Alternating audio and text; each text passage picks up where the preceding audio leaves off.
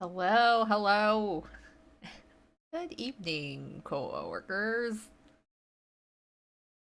Hello, Popstar Queen. Good to see you tonight. Hello, Q. Welcome. Man, it feels so weird not having some background music. Especially when it's always some background music when I play games, but I just didn't really know how to put together a playlist that, wouldn't uh get me flagged down by YouTube for it. So I was like, yeah, I'll just leave it as so. I guess I could get together the whole Twist Wonderland playlist, but then it'll be on loop. So, hey, is the Twist anime actually coming? Yes, it is. Next October, 2025.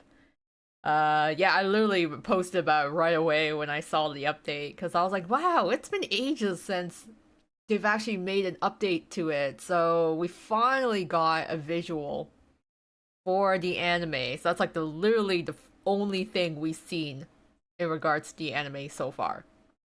But yeah, it's coming out next year in October.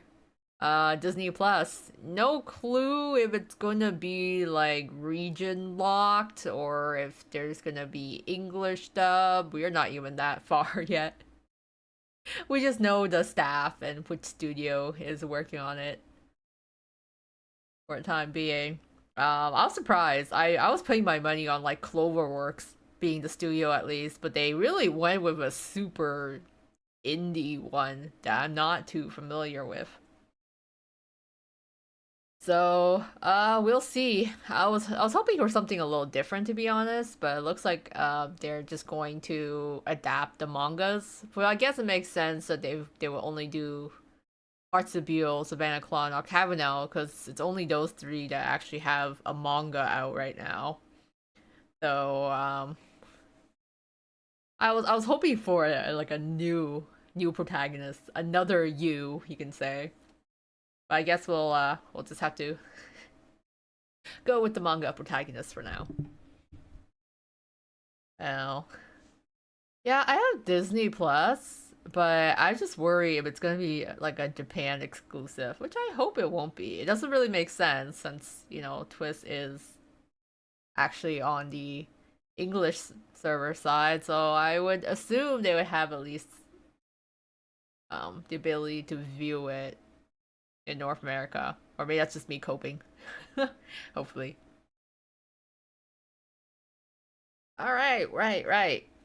We are going through it's been a while actually since I've read through the last couple of chapters in the Hearts of Beale novel. Kind of let Halloween be the spooky month where I like play a bunch of horror games, which is fun. I'm still enjoying playing horror games, so I'll probably just keep doing that. But yeah. So the first stream, we basically did like the first three chapters. Wow, doesn't seem like a lot, but the chapters are pretty long. So we are now on chapter 4 of the novel here. Last time I kind of did a more quieter reading, or a little bit ambiance, but I did a vote on the community channel and on what how people would like me to read this novel, and they said more theatrical and with voices. So I'll do my best. I'll try to provide a voice, but I don't do male voices very well, so I'll just try to at least give them some personality. But cool. So let's start then with Twisted Wonderland, The Rose Red Tyrant, the novel. Starting with chapter 4. He heard laughter and voices echoing around him. Morning, said student. Good morning, said another student. A blackboard white with chalk dust. A clock with a slightly warped second hand. Bulletin board posts faded in the sunlight, the gentle morning light shining hazily on familiar sights. Yuya was standing in the doorway of a school classroom. A student near the window looked at the desk beside him. That had been Yuya's desk since the start of school 6 months earlier. Isn't someone missing? The student asked, frowning slightly. The other students around him quizzically cocked their heads to one side. Their eyes surveyed the classroom, and they all slid past Yuya. No one could see him. You think? Someone asked. Maybe it's just you, another guessed. There wasn't anything malicious in his classmates' reactions. They were simply confused. Maybe. Yes, that was weird. Sorry. The boy in the seat next to Yuya scratched his head, frowned, and then quickly moved on. Did you do the reading? Nah, no time. I had practice. Someone let me look at their notes? Friends chattered freely, and not a single person noticed that Yuya was not there with them. It wasn't just that he had been forgotten. It seemed as though they hadn't even known a student named Yuya Kuroki in the first place. The bell rang, and his classmates took their seats one after another. Yuya's vacant seat was the only quiet spot in the bustling morning classroom. He felt no sadness or indignation. He was simply, deeply, powerfully relieved. This was good. It was better this way. This was exactly what he wanted. After all, he'd always... Ah! A loud voice enough to shake the world around Yuya woke him. He rubbed sleepy eyes, wondering what it could have been as he looked around at the fireless fireplace, the shredded curtains, and the shabby, battered room, illuminated by white sunlight. Right, I'm not at home. The previous evening, he had been suddenly overwhelmed by exhaustion after eating the meal he miraculously kept Grim from snatching away. With no energy left for cleaning any of the other rooms, he'd not so much fallen asleep as lost consciousness on the lounge sofa. Before the details of his dream had a chance to sink in, someone was slapping his arm and chasing him away. He looked up to one side, and Grim was standing there, glaring at him.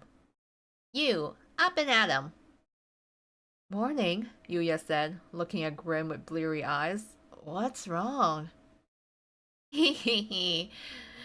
Morning. He froze at the sound of this low voice. It wasn't Grim's, and it definitely wasn't his. Yuya glanced up to see the ghost they had supposedly chased away the night before floating above him. Ah! He fell off the sofa in his surprise, and a cloud of dust puffed up around him. He coughed and choked while the ghost laughed. The hedge-maid told us you're going to be living here, said the ghost. So that means you're our new pals. Terrific, another chimed in. Who are you calling a pal? Grim grumbled, glaring at the ghost. Why'd you come back anyway? You want some more of what I gave you yesterday? No, you young folks are always raring for a fight, one of the ghosts said. Calm down and listen. Yuya got up and brushed the dust off his clothes as the ghosts watched. You okay? One of them asked. I'm okay, Yuya said, standing next to Grim, who was on high alert. When the ghost had assaulted Yuya the day before, it had been dark, and he had truly felt like his life might be in danger. He felt none of that fear now as he faced the ghost floating before him. Perhaps it was because of the warm sun shining into the room, or maybe it was due to all the ghosts all grinning happily, unlike they had been during the encounter yesterday. He took a moment to really look at them. One was puffed up and soft like a marshmallow, while another was bone-thin, and the third looked like a little snowball. All three were wearing silk hats and cloaks, all floating in the middle of the sunny lounge as if they were frolicking at the beach in summer. Sorry about yesterday. We were just playing a little prank. Never dreamed we'd scare you like that, said one. Yeah, exactly. You were so scared, the next added. Real nice work on our part, chimed in the third. I was not freaked out at all, Grim snarled as he leapt at them, but they bobbed away to dodge him easily. This infuriated Grim, and the ghost taunted him one after the other, laughing playfully, clearly enjoying their tricks. Look, we really love the way you two get all worked up, one ghost said, placating. Oh my god, what's this? Placatingly. Come on, let's just be friends, okay?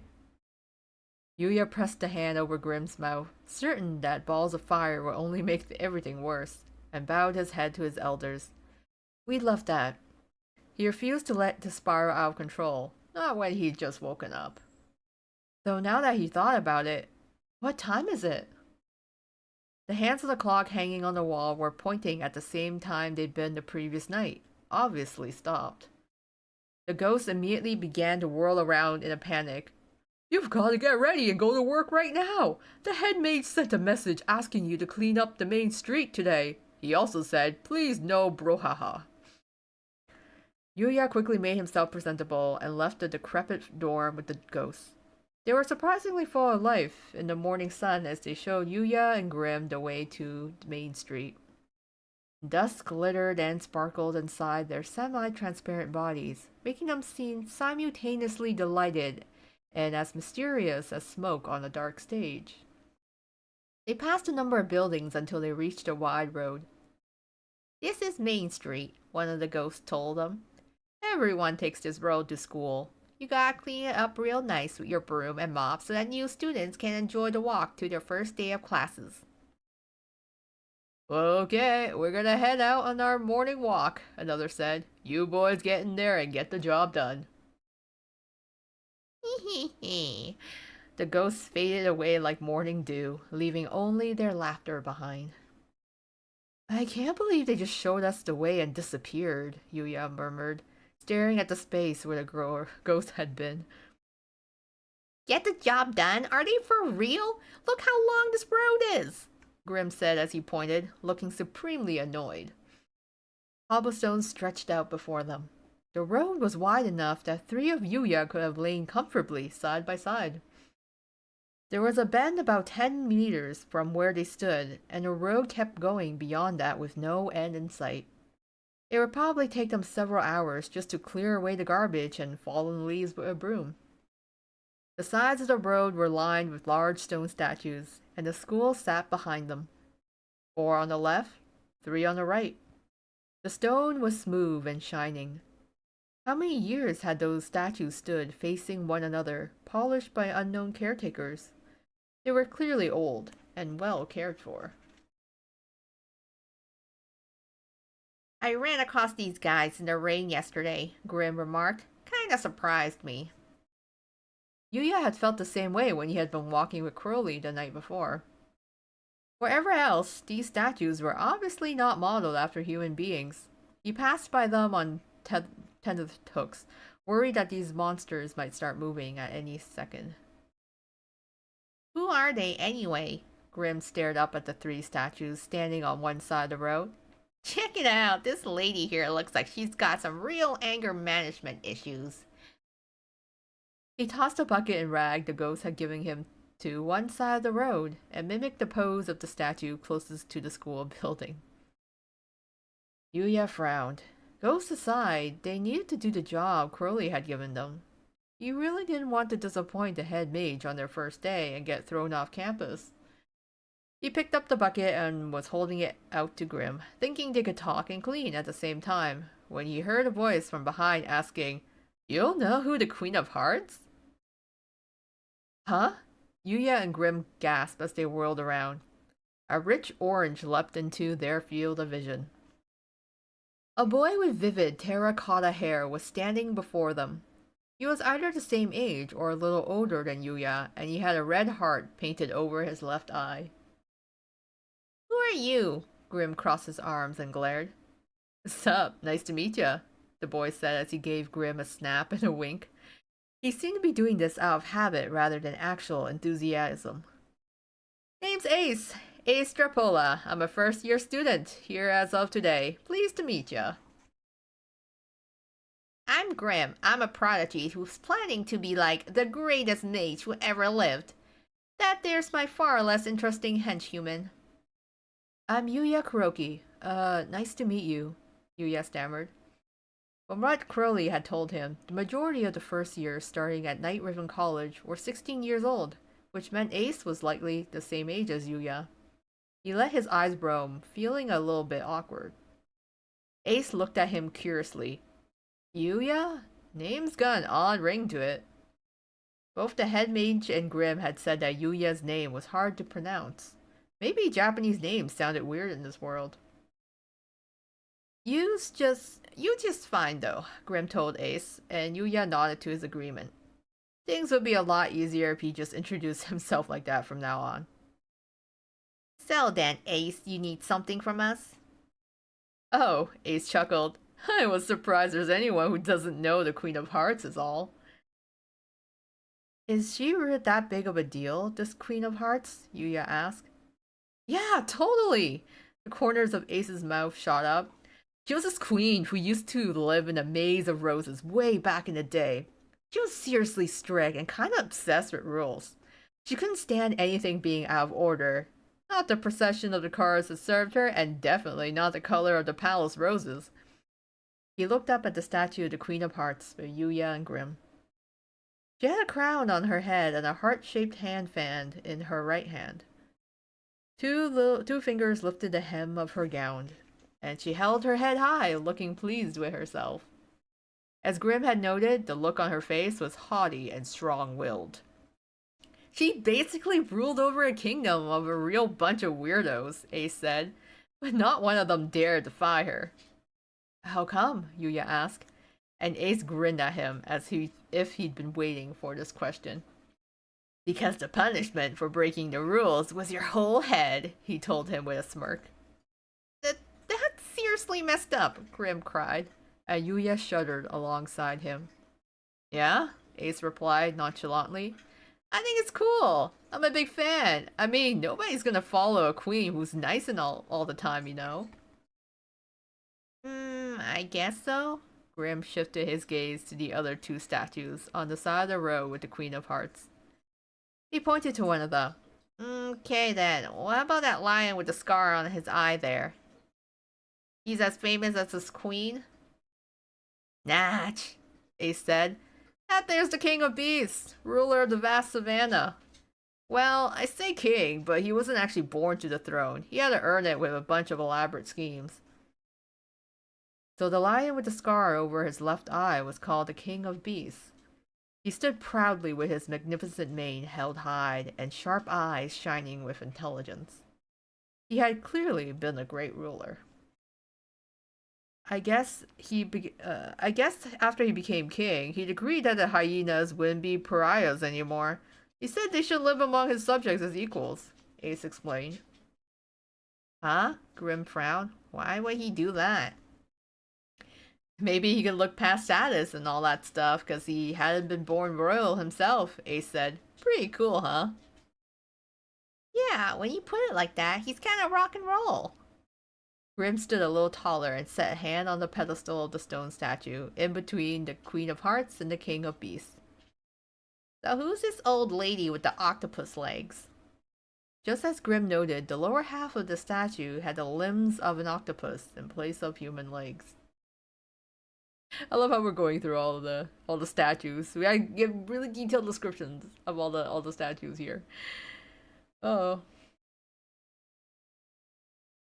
That's the sea witch. She lives in an underground grotto.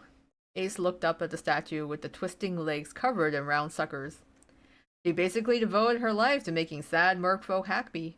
A real compassionate lady. If they were willing to pay the price, she helped them change how they looked, find love, wherever. She pointed at the piece of paper in her right hand. That thing there's a contract. Her mouth was marked by a beauty spot and stretched out in a wide, generous smile that went nicely with this tale of a compassionate heart doing whatever it took to save merfolk. Although they say the price for all that power was a teensy bit high, Ace continued. But I mean, you're talking about granting wishes here, so it's only natural you have to pay.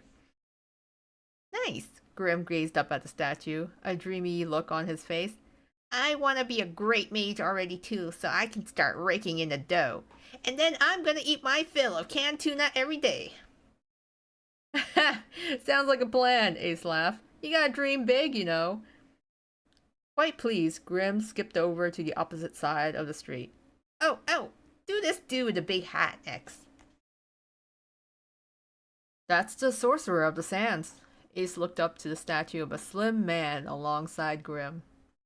He was an advisor to the total dolt of a sultan. One time, there was this guy who pretended to be a prince from some other country to trick the princess, and the one who exposed the swindler was none other than the sorcerer here. The sorcerer of the sands held a staff shaped like a snake in his slender fingers, and wore a hat with a feather adorning it and a long cape flowing down his back. He stood with one hand on his hip, looking thoughtful and majestic. Yuya was impressed. An advisor who had saved the nation from disaster. He must have been a wonderful and capable person. This is so ironic. This sorcerer of the sands had to have been an excellent judge of character, huh? He said. Probably, Ace agreed. Plus, after that, he got this magic lamp that everyone thought was only a legend, and he became the greatest sorcerer in the world. They say he used the power to become Sultan himself. Yeah, real sorcerers can pretty much do anything. Grim held his head high, as proud as if he were the Sultan, before pestering Ace to explain the next statue to them. What about this beauty over here? She's the queen, who was said to be the fairest in all the land, Ace told him. Yuya looked at the statue closest to the main school building. Just as Ace had said, the queen's stone statue was so beautiful it made his heart pound a little faster. Even in statue form, she shone brightly, and Yuya would have been too overwhelmed to even meet her eyes if faced with the actual person. She wore a large crown and held the stem of a melting apple between two fingers. She used her magic mirror to check how her beauty ranked every day, Ace continued, and she'd do whatever it took to make sure she stayed number one. Like, sure, she was naturally beautiful, but she was also always working hard to stay on top. I mean, that's dedication, you know. She must have been incredibly focused, Yuya replied. Seems like a ruler ruled by a queen like her would be a pretty peaceful place to live. On top of that, Ace said, lowering his voice slightly, not only was this total hottie gorgeous, but she was a master of making poisons. Poisons? Grim gasped, taking a step back from the statue. Now we're in Scary Town. Well, poisons and medicines are flip sides of the same coin, Ace shrugged. And maybe she learned that stuff so she could make herself even more beautiful. I mean, she'd go that far for her beauty. Gotta respect the hustle. True, peeps with that kind of drive are pretty cool. Grim sounded excited. Ace's story about these giants of history were clearly inspiring his own already grand ambitions. Yuya was also really enjoying hearing the tales behind the statues. The strange little anecdotes took root in his mind thanks to Ace's storytelling prowess. The way he slipped in jokes and kept the story moving along demonstrated an eloquence beyond his years. Was he really the same age as Yuya? Plus, he was surprisingly good-natured, answering Yuya's and Grim's questions without a hint of ill will or frustration. So Yuya found himself warming up to the other boy. Perhaps feeling his eyes on him, Ace met Yuya's gaze and grinned. He was so cheerful. There were still 2 statues left unexplained. Grim stopped in front of one of them. Whoa, he cried. This guy's head's on fire. He's freaky just to look at. Yep, Ace nodded. That's the king of the underworld. His frightening name was well deserved. The statue was a man with razor-like teeth, who was smiling ferociously as a flame danced up from a long, sharp fingernail. He ruled a kingdom crawling with evil spirits. A real powerful dude. And yeah, he maybe does look kinda scary. Ace glanced up at the statue. But he was a straight shooter who worked super hard at a job he never even asked for, without ever taking a day off. Cerberus, the Hydra, the Titans, they all took orders from this guy right here. The Titans? Yuya frowned, confused.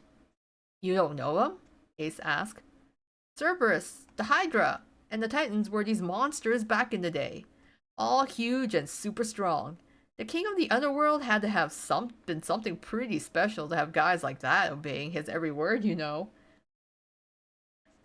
If he was so amazing, he should have just forced the other guy to do all the boring work, Grim sniffed. I totally would've. But don't you think he's even cooler for not doing that? Ace asked. He went in and got the job done. His respect for the ancient king came through loud and clear. And although Grim still looked dubious, he seemed nonetheless impressed. Pretty great group, huh? He said. Doing all that amazing stuff. He shifted his eyes from statue to statue as he walked alongside Yuya and Ace until they reached the last of the stone idols, standing in between the beautiful queen and the sorcerer of the sands. Who's the one with the horns? The one with the horns is his last one, he asked. Who's this? That's the Thorn Fairy, who lived on a mystical mountain, Ace said. She had two large, conspicuous horns sprouting out of her head. At her feet was a statue of a wild rose bush covered in thorns. She was noble and elegant and a master of magic and curses. Even by the standards of these seven, Ace told them. She commanded storms and covered the entire kingdom in thorns. The scale of the Thorn Fairy's magic was seriously bananas. The other six had possessed unprecedented magical powers, but the Thorn Fairy was clearly on a different level. Grim's eyes grew wide in amazement. And that's not all, dude, Ace said playfully. Listen to this. She could also turn herself into an enormous dragon. Dragon? Yuya stared in disbelief. You mean like in fairy tales and stuff? What all monsters yearn to be? Grim exclaimed. As Yuya looked up at the statue once more, he could feel the grace and refinement of the Thorn Fairy. She held a long, thin staff with a spear on one hand and was clad in a robe with a high collar. Yuya got the impression that the simplicity of her dress was in fact a display of her immense power. The greatest mages to ever exist, Ace sighed. This academy considers the so-called Great Seven to be so important that they built these statues of them and everything. Text singing their praises was inscribed on each of the pedestals of these seven statues. The Queen of Hearts, a queen who ruled over the maze of roses and brought the rule of law to a chaotic kingdom. Under her strict leadership, no rose was off-color, nor was any playing card soldier out of step. The King of Beasts, through grit and determination, this King of Beasts overcame his lesser claim of succession to rule over a vast savanna. He sought equality for all creatures, even those once banished from the realm. The Sea Witch, a compassionate sea witch who dwelled in a grotto deep beneath the waves. To repent for past misdeeds, she devoted herself to helping troubled souls, guiding even seemingly hopeless romantics to a true happy ending. The Sorcerer of the Sands, a wise sorcerer of a desert kingdom, who used his keen insight to obtain a great magic lamp that granted him great power. He supported his king by regularly offering carefully considered words of advice. The fairest queen of all, and one who was always diligently striving to better herself. She utilized the powerful magic at her command to tirelessly pursue her ideals. The King of the Underworld, the Lord of the Underworld, and guide to the wandering souls of the dead. He carried out his fearsome duties with diligence and care, motivating even the defiant to offer their aid. The Thorn Fairy, a fairy who reigned over a mystical mountain, wielding magical powers that included mastery over storms and thorns. Proud and refined, she cherished solitude, even as she commanded her countless minions. The Great Seven, Yuya said out loud as a chilly pit opened in his stomach. Grim's eyes were shining, but Yuya felt more fear than admiration. Now that he thought of it, he was pretty sure one of his nursery school teachers had read him a picture book featuring a fairy tale about a woman talking to a magic mirror. The history of the beautiful queen sounded a bit like that fairy tale. He couldn't remember the details now, but regardless, the story Ace had just told him was no myth. In this world, it had really happened. But the feats of these magicians were preposterous. The 7 sorcerers were so powerful they were deemed special even in this world filled with magic. Yuya couldn't begin to imagine how great their power must have been. As he shuddered in something like terror, Grim danced around happily. Lucky, I'm so jealous. I can't wait for my statue to get built as a tribute to my might. Pretty cool, huh? Ace said. Then suddenly his voice changed and was extremely cold and full of malice. Not like some piddling weasel. Huh? Yuya looked over at Ace, who was convulsing with a hand over his mouth. Ace, what's wrong?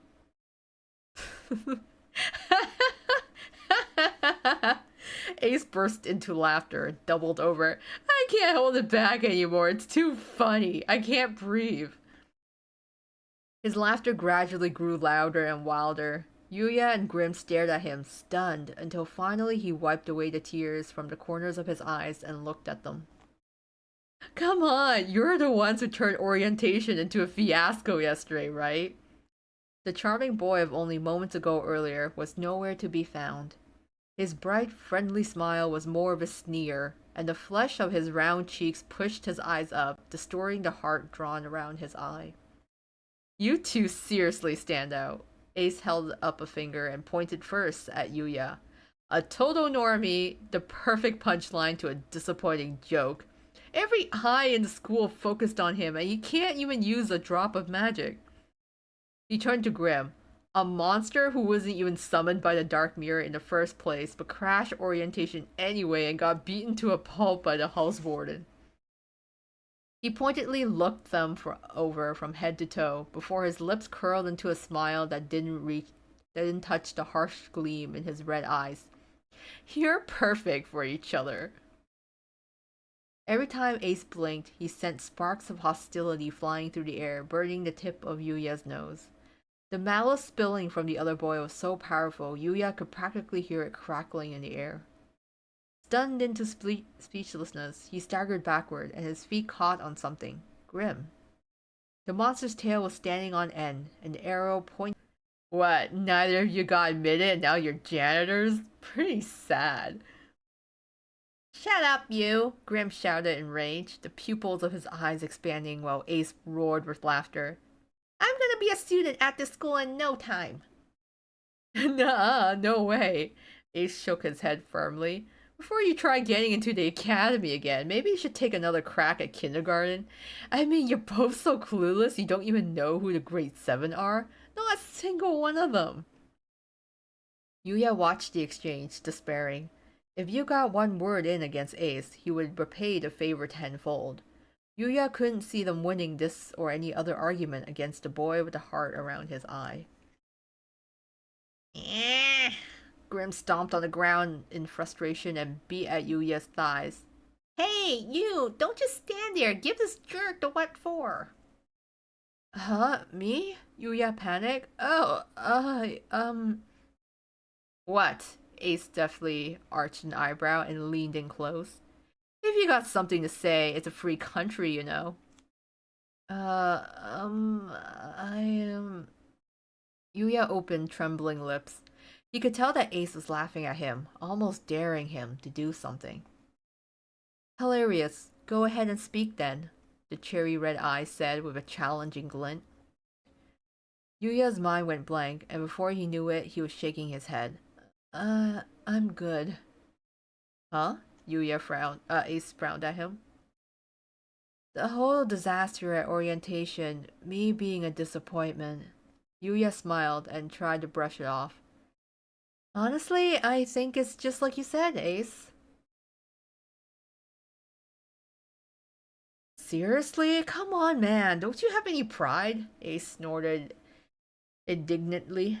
Jeez, you're a total bore. The smirk slid off his face as he clasped his hands behind his head, apparently losing interest now that Yuya wasn't reacting, as expected. Anyway, I only started talking to you in the first place because I wanted to tease you a bit. But I'm sick of that now. I'll let you go back to picking up trash with your little monster friend. Yuya bobbed his head up and down and turned away from Ace and a cold look on his face. All he wanted to do was get as far away from this place and this moment as he could. Come on, let's go, he muttered and gave Grim a push. But the monster swatted his hand away, exclaiming, "Yeah, you ain't walking away from me!"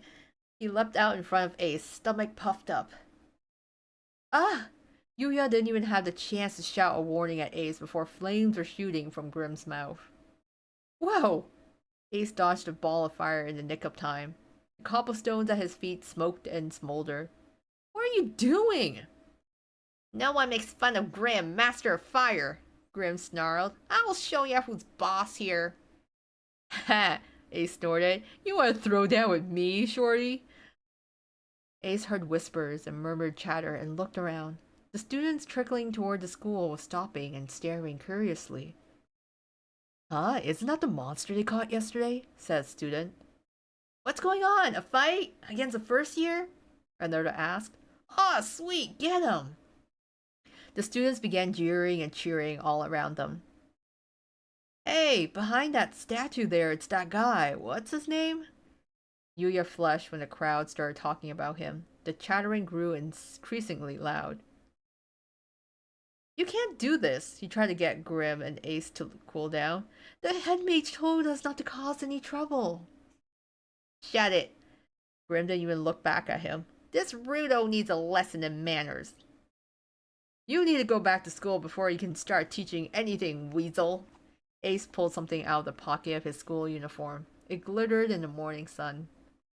At first, Yuya thought it was a wand, but it was way too short. He frowned. A pen? Ace held a capped black pen with a large gem attached to the top. When he brandished it above his head, the red stone began to shine as if in response to his wielder. Yuya felt like he had seen something like it before. When he poked around in his memory, he realized that whatever riddle had held in his hand the day before had glittered in a similar way. Grim spewed another ball of fire, but a gust of wind shot forth from the shining stone and knocked the flames off course before they came anywhere near Ace. The ball of fire flew off toward the crowd of onlookers instead, who screamed and laughed in equal parts. Huh? Grim was surprised and cast his fire spell 3 more times, but the result was the same each time.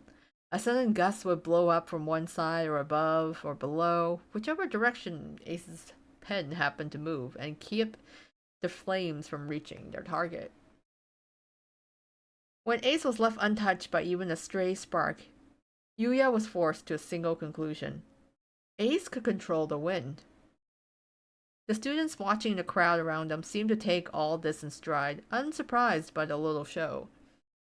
It seems you can use magic to generate wind as well as fire. Aw, can't hit me with your little fireballs? Ace flashed a confident grin and turned his pen towards Grim. Take that! A powerful blast of air slammed into the monster and put out his fire. The force of it knocked him down and sent him tumbling across the cobblestones like a fallen acorn. How dare you mess with my magic! Grim pulled himself off the ground and braced on all fours. Get ready to eat fire! That's the only trick you know, shorty? Ace taunted and waved his pen. Flame shot forth, air currents jetted past, and Yuya gasped in shock and horror at the new trajectory of Grim's ball of flames. It was heading straight for the statues of the Great Seven. Ah! Yikes! Hold up! Ace cried, reaching out to a helpless hand. Ah! No! The flame slammed into the Queen of Hearts and engulfed the entire statue in a blink of an eye as a crowd of students watched, stunned. No way! Came a shocked murmur from somewhere.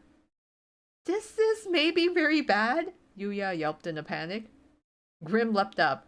It's not my fault. Ace did it. It's his fault for using wind magic. It's your fault. You're the one with fire magic. Ace shouted. Triple yikes. Did the teachers hear about this here?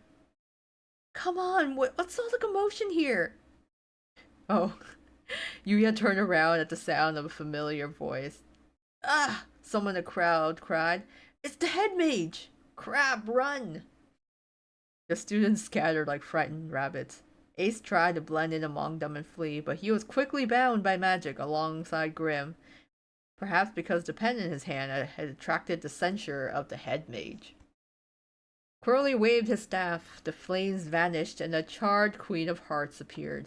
The tips of her crown crumbled and fell to the ground, ruined by the intense heat of Grim's flames. The head mage staggered back dramatically, the back of one hand pressed to his forehead. It can't be, he moaned. To think that our academy could house a student who would destroy the magnificent statues of the Great Seven.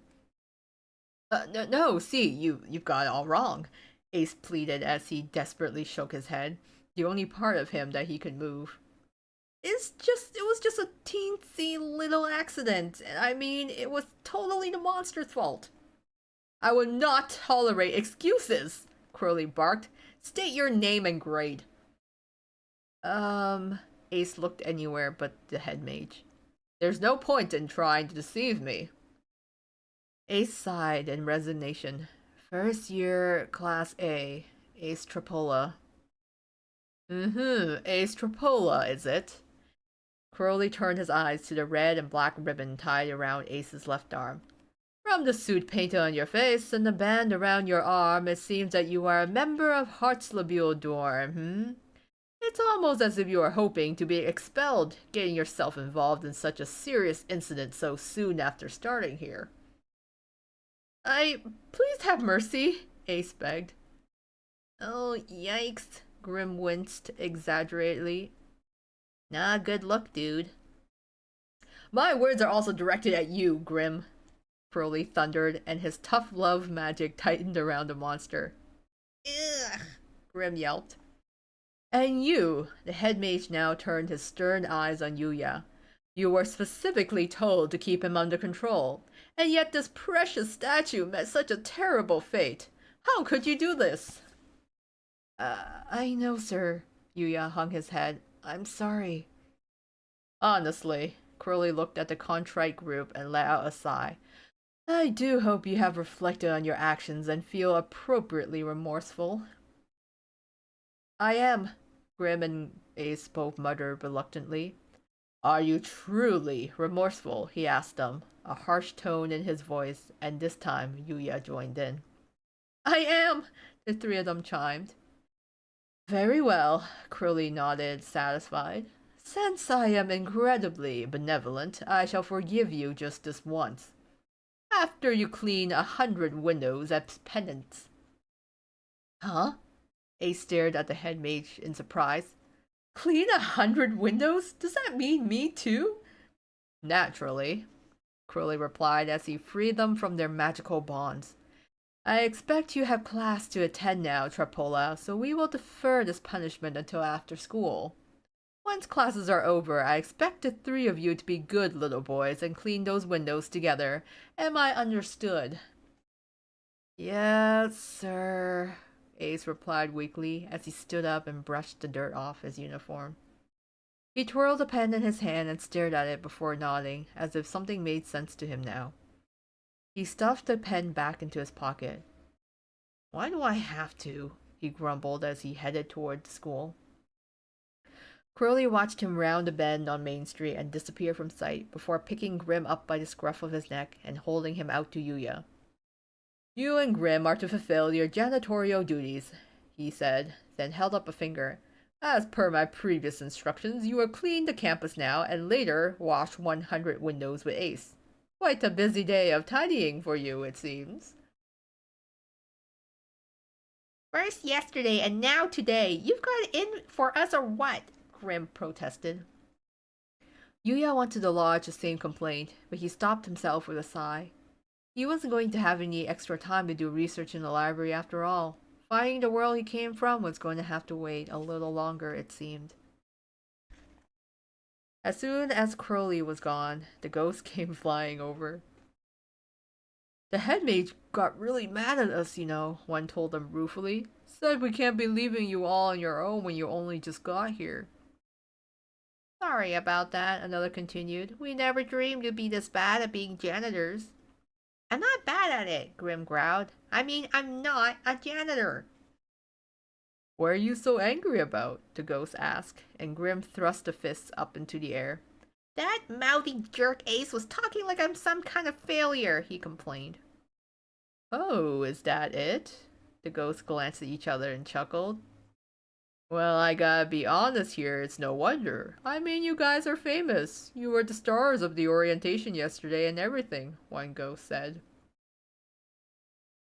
Ran into some of the school's ghosts earlier and they couldn't stop blabbering about ya. Said we got a couple of real live ones this year, said another. And the paintings kept boasting, like, I talked to that lost guy first and I scared him first. Hehe, we got beat by a mile though. We're your roommates. So people are talking about that then. Yuya's hands suddenly felt heavy around the broom handle, and his shoulders slumped. Abruptly, Grim slapped his legs, and Yuya jumped. Ow, what? Why didn't you say anything back to that stupid Ace? Grim demanded. Standing on an upside-down bucket, arms crossed, he was just barely within a striking distance of Yuya's head and shoulders, but the eyes glaring up at him were nonetheless fierce. That stuff he said to you was real awful, but you just grinned like an idiot.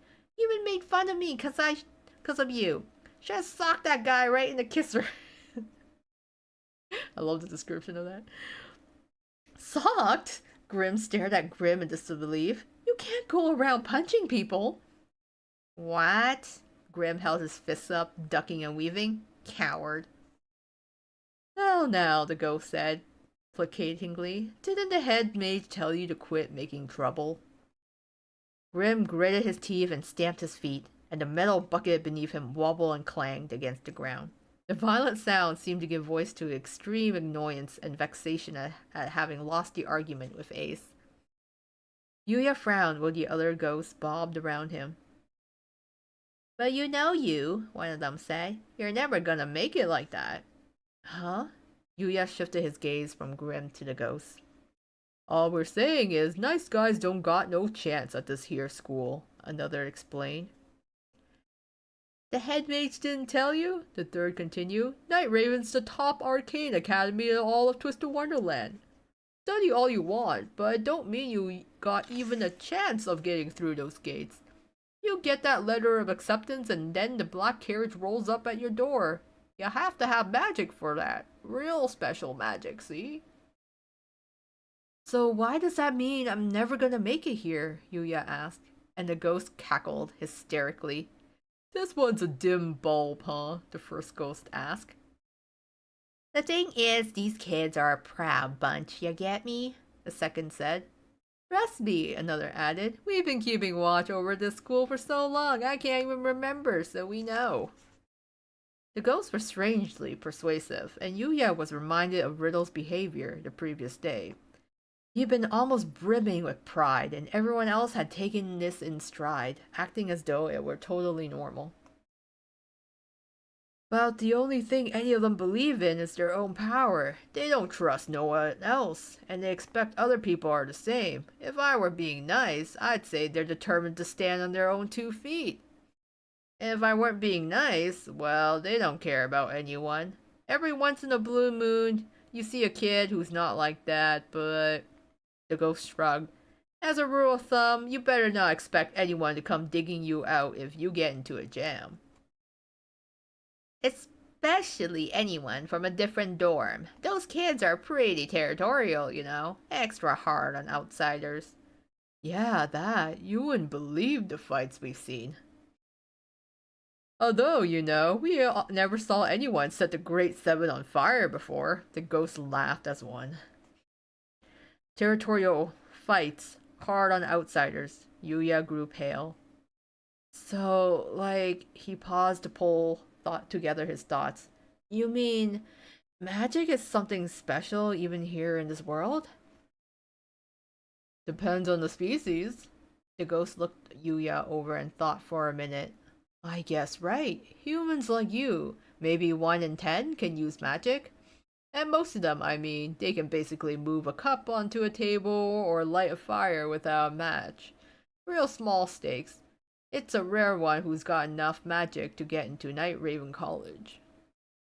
Surprised, Yuya looked over at Grim. The monster was still on top of the bucket, head thrown back in an extremely smug fashion.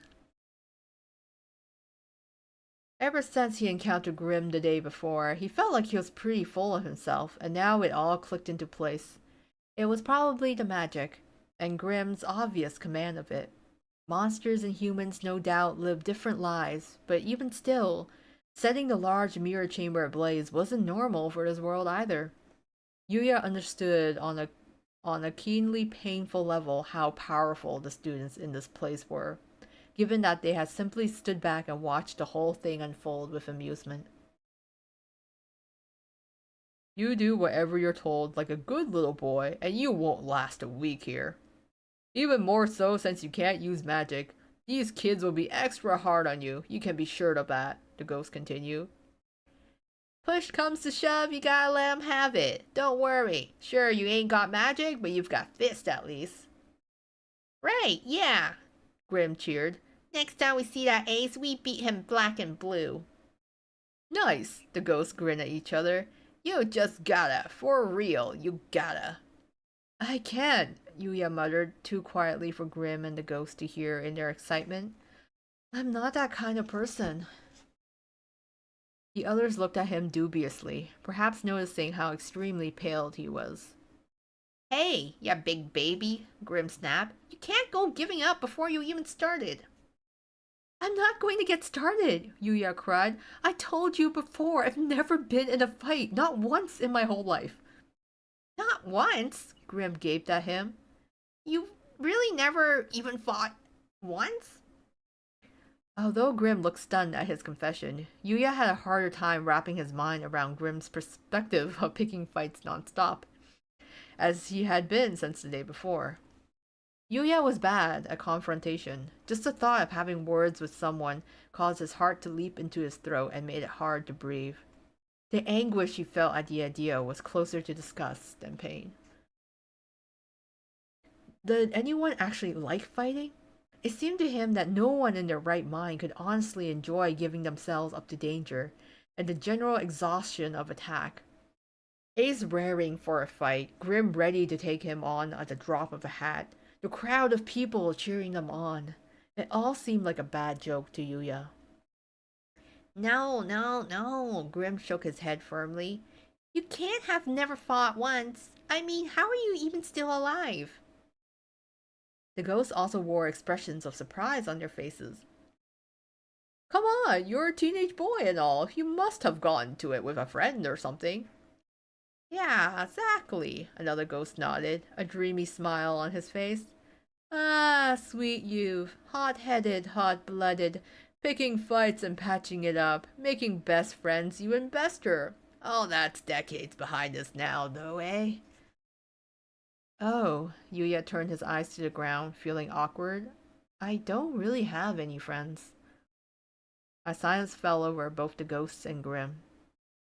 You don't have any friends? One ghost finally asked. Yuya shook his head. I mean, we might end up fighting, so... Getting close to someone made it more likely that he clashed with someone, in which case the best thing to do was to keep a reasonable distance from everyone, so that he never had a difference of opinion with anyone. He was always hyper-aware of the potential for conflict, which led him to avoid any real connections. This was how intensely afraid he was of quarreling with people, which is why he had never had a true friend, not during high school or at any time before. Isn't that sort of putting the cart before the horse? The ghosts looked at each other incredulously. Unbelievable. But you're so young. It's not like I've met anyone I want to be friends with. Anyway, Yuya told them unfazed. I just don't want to fight. He didn't have any hobbies, and he wasn't particularly passionate about anything. Plus, the root of all conflict was ambition and desire. If he found something he couldn't let go of, he would no doubt be forced to fight someone to protect that thing. I mean, I don't even like to see fighting, he continued. I get so scared. My heart starts pounding like it's going to break right on my chest. The only reason they managed to chase off the ghost last night was because of Grim. Yuya hadn't been able to do much of anything. Grim had been the one to face them. Yuya was too aware of that. He'd been lucky. Things had just happened to work out yesterday. The best thing was not actually getting into a fight to begin with. I'm begging you, Grim, Yuya pleaded. Don't pick any more fights, please. My life just gets shorter just watching. Grim raised a dubious eyebrow at him. Come on, you can't be serious. You're a coward, a weakling. I'm just regular, Yuya cried.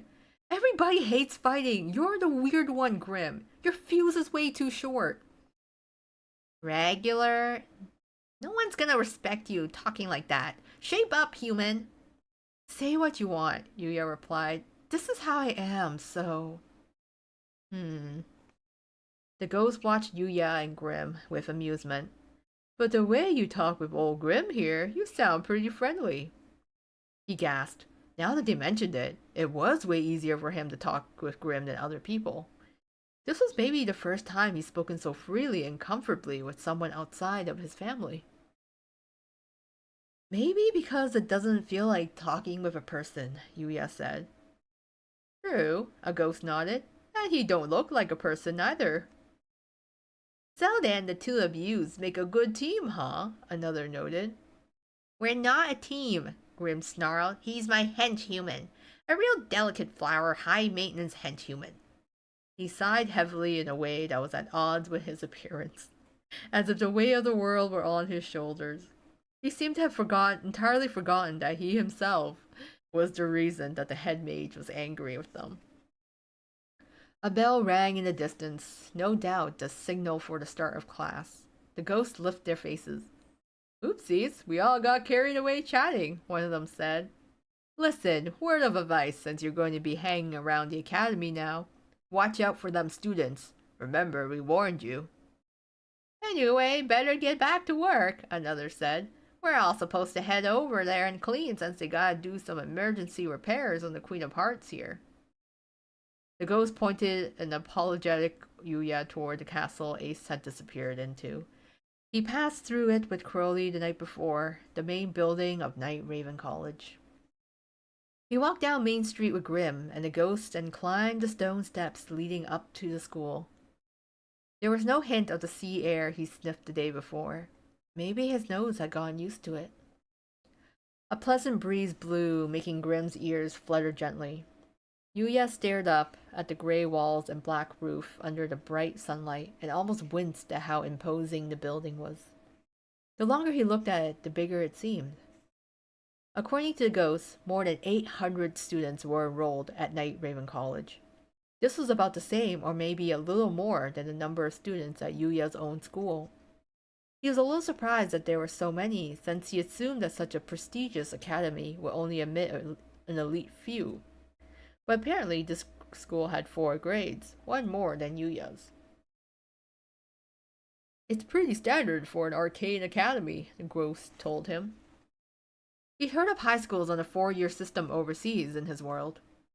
He figured there was something like that and nodded in understanding as he grew short of breath climbing the long staircase. Though most of 4th year's field work, another ghost noted. So those guys are hardly ever on campus. Don't even have rooms in the dorms no more. They're scattered all over the world doing lived-in practicums. The third ghost sighed. September's always so sad. Every year, all those goodbyes. Dorm rooms? Grim asked. He stopped and set his bucket down. So the other guys live here too? The ghost nodded. Each dorm has its own special building. What? Grim shouted. I could have been living large instead of a rundown mess of a building. I hate that ramshackle dorm. The ghost cheered. Ramshackle dorm. Ooh, I like it. It has a real charm, one said. Yeah, perfect for our historical home, the ghost laughed. Now that we got a cool name, our building's #1. Rent 0, one of the ghosts said. Immediate occupancy okay, comes with yard, furniture, and ghosts. Could do without the last one, Grim grumbled. Ignoring him, one of the ghosts pointed. Take a look behind you. Yuya and Grim both turned around. After climbing all those stairs, they now had an excellent view of the campus. That there at the end of Main Street, those are the main gates. The ghost indicated the large iron gates visible up ahead. They're mostly for guests. The students live on campus, so they don't usually use them. The next ghost pointed much farther to the left. And you see the building with the round roof? That's the Hall of Mirrors. It's where they keep the mirrors that lead to the dorms. Mirrors? Yuya parroted. Oh dear, the ghost frowned. Ya never heard of a mirror? Real useful doodads. You can use them to make yourself look nice, and the extra fancy ones will take you to different places. No, I know what a mirror is, I think. The dark mirror yesterday had been a surprise for Yuya, and it seemed like it wasn't the only mysterious mirror in this world. The ghost continued to point out the different places on campus and give them a brief overview of the facilities. The library, the shop, the greenhouse, a large lawn for sports, and another separate stadium for tournaments. Yuya looked out at it all from his position on the sunny hill and desperately tried to cram the information into his brain. Night Raven College was big, and he couldn't go getting lost. He hadn't forgotten the ghost's warning about no one coming to his rescue if he got into trouble. Oof, and that was chapter 4. Wow. Sorry guys, I didn't realize I forgot how long each chapter was. I think that it took quite a bit just to read through one of the whole chapters there. But I mean, a lot did happen. So we finally met Ace and got like that whole entire spiel about the Statue of Seven there. But anyways, how are you guys hanging in there? Sorry, I didn't really read the little messages. But yes, Popstar Queen, good luck on your Ruggy SSR coming out tomorrow. 30 rolls is always a decent size, so good luck on your gacha. I really want the MC in the Twst anime to be a shrimp. You know what? I'll be happy with that. I feel like I always made a joke that I'm like, no matter what kind of protagonist you put in the Twisted Wonderland anime, you're gonna get people that are gonna be unhappy. So I feel like the best way to address everyone's concern, because some people are like, oh, I want to be a female, or I want to be a male, or like I want to be I want it to be like this and that. I'm like, yes, we should just have MC in the anime be a shrimp. We should just have a shrimp head. That's it. We should just be a shrimp. No one can argue with that then. And then everyone will be happy, or everyone will be upset. But either way, it will be unanimous, and that's what's the important part. Let me just move some stuff here on my desk. Yeah. I adjust my mic in here. But yeah, I'm surprised. Yeah, the Twist novel gives in so much details. In like, you have like all the description of the statues. I think what the novel has done a really good job of doing is like setting those expectations. Like Ace was a real jerk in the game, but I feel like he's even more of a jerk in the novel here. Like you can really get that sense where it comes across. I'm like, oh my god, this guy's a bully. He's an asshole. You really get that sense of it with the novel compared to like just seeing it in the manga or the game itself. But I really like how they described him as like someone who's really good at talking, very charismatic, good at telling stories until he changed his tune and all that. But and then it's cool seeing how Yuya's character is, right? Because we get a sense of Yuya's personality. He's very anti-confrontational. Like he hates fights so much that he will not get close to anyone because he's scared of getting into fights with them. Which is going to be very interesting because Twist's main story all revolves around people with different ideas and ideals clashing against each other. Like they are always constantly confronting each other, but at the end of the day, it's how they get their thoughts across and they come to a better understanding of each other. So I'm hoping to see that in this novel. Yuya will kind of learn to do so. Kind of come out of his shell, actually get into a confrontation with all these other characters, and become a better, or maybe not necessarily better person, but essentially a self improvement, right? A development in that. So he's a very very detailed you, especially compared to all the other yous we've seen. They've been fairly like quite the interesting. Like Yuken is very like straightforward, and Yuka is like super strong, right? So it's very interesting to see a protagonist who is all like on the opposite end. He's like very very meek of sorts.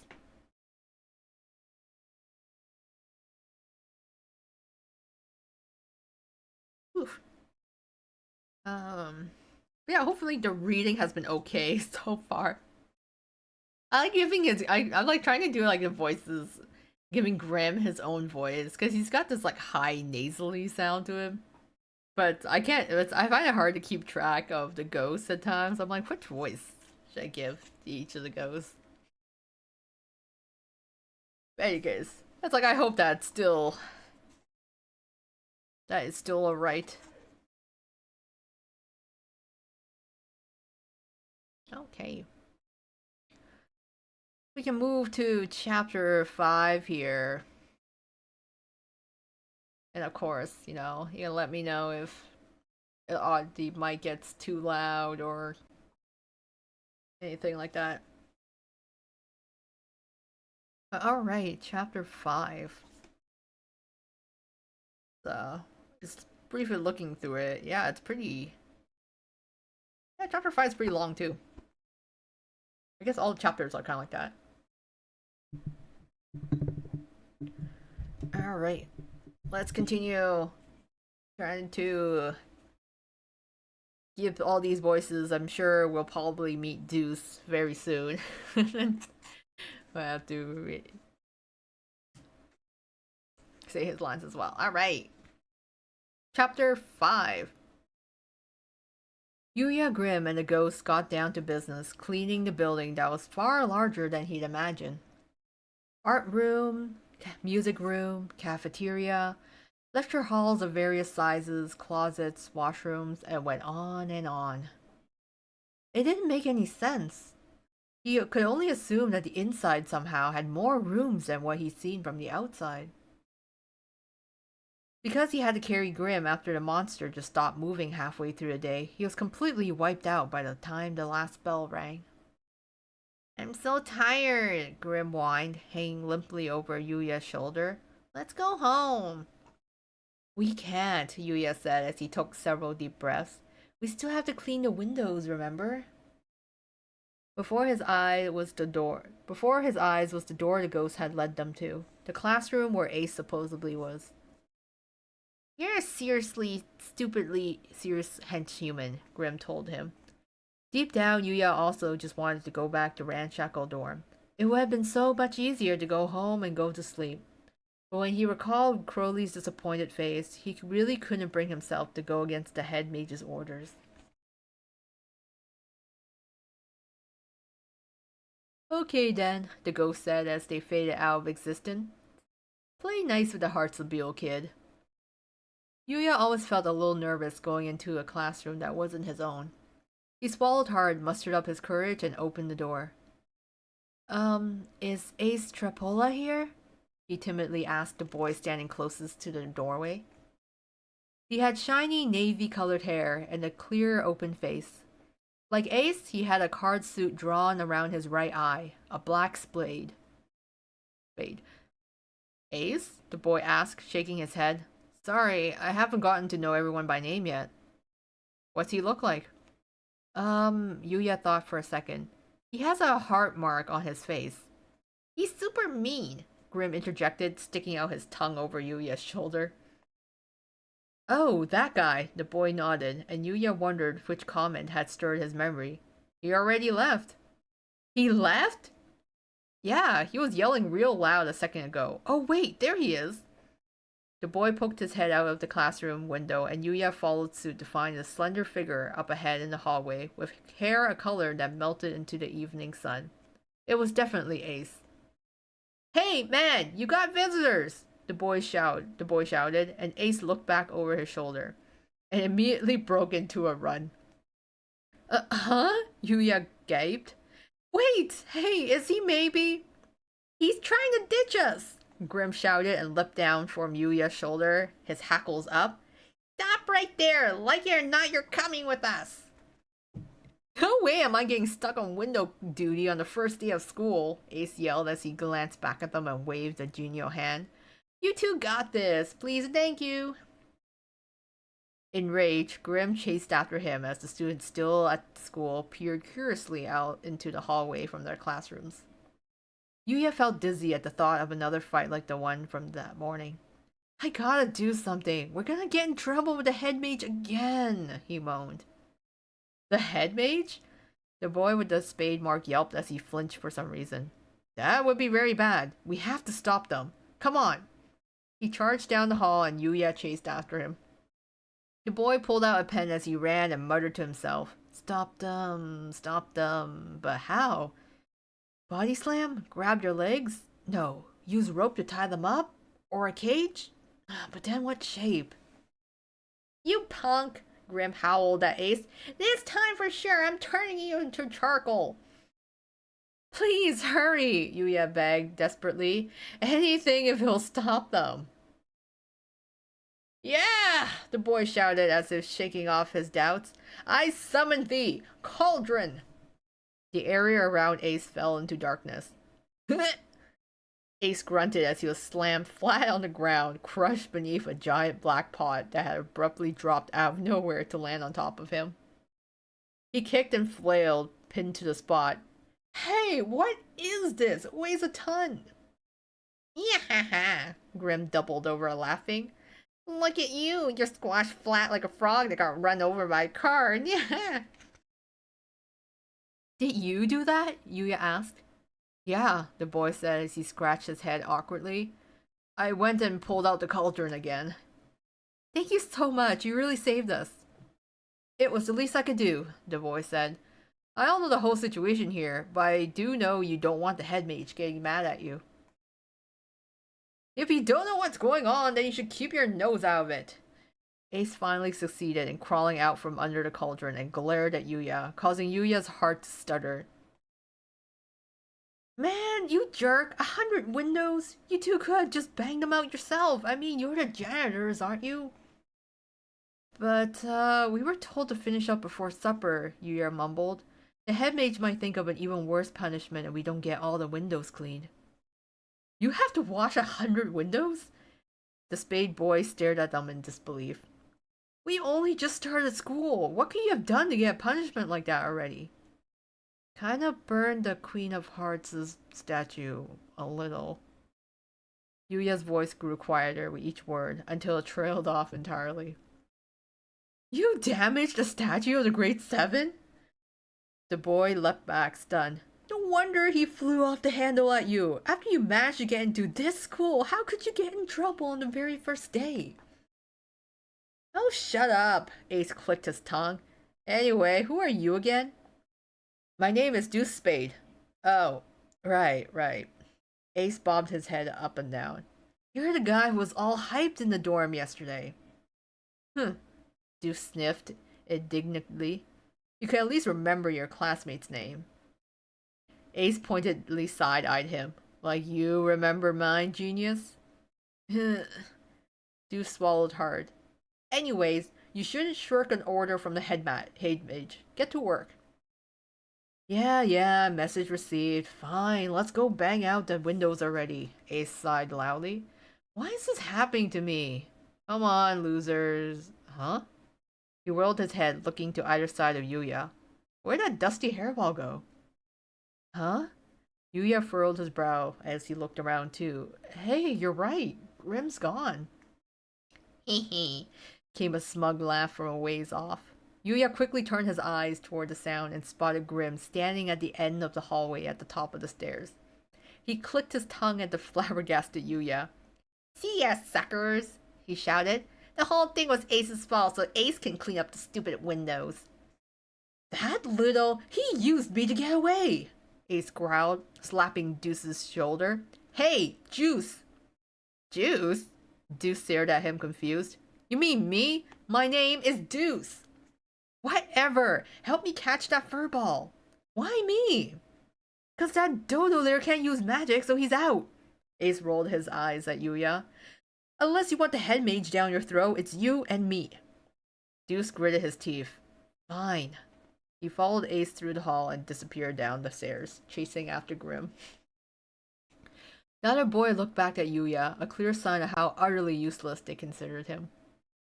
For a second, he wondered if he shouldn't just go back to the dorm by himself, but he was too scared about what might happen if he did. In the end, he simply trailed after the others. Ace and Deuce had cornered Grim in the cafeteria, an enormous space with rows and rows of long tables and chairs. Sunlight poured in through large windows, coloring the hall a warm red. A heavy chandelier overhead shone with an orange light, as if to draw out the twilight. Yuya joined the other two boys in staring up at the swinging light fixture. Grim was clinging to the decorative chains. "Hairball!" Ace yelled. "You get down here right now!" "Not a chance, human!" Grim laughed. "Come on, catch me if you can!" Ghost and chef hats, Yuya guessed they were cafeteria workers, drifted out of the kitchen into the hall, likely wondering what the ruckus was about. They shuddered and gasped when they saw Grim hanging from the chandelier. "Is that the monster everyone's talking about?" a ghost gasped. "No fair climbing up to where we can't reach you, you coward!" Ace yelled. "It's just plain smarts," Grim taunted as he turned and wagged his backside at them. "You're a bunch of dunces is all." "Come down here and say that," Deuce challenged, glaring ferociously and looking like an entirely different person in his anger. "Shoot your mouth off all you can, you little weasel," Ace shouted, his mouth trembling with rage as he tightened his grip on his pen. "Just wait, I'm gonna knock you into next week." "Stop!" Yuya managed to squeak when the boys raised their hands, ready to fire their magic at any second. A sternly silent Deuce and an icy cold Ace craned their necks to look at him. "What?" "Stop fighting," that's all he wanted to say, but the words clung to the inside of his throat, and he couldn't push even one word out. It felt like he swallowed a thin plastic bag, the words crumpled and blocking his airways, nearly suffocating him. "Stop fighting. I've had enough of these arguments. Can't you find a better way of doing things?" That's what he wanted to tell them, yet the words refused to come out. While he hesitated, the words grew sodden in his mouth and eventually melted away.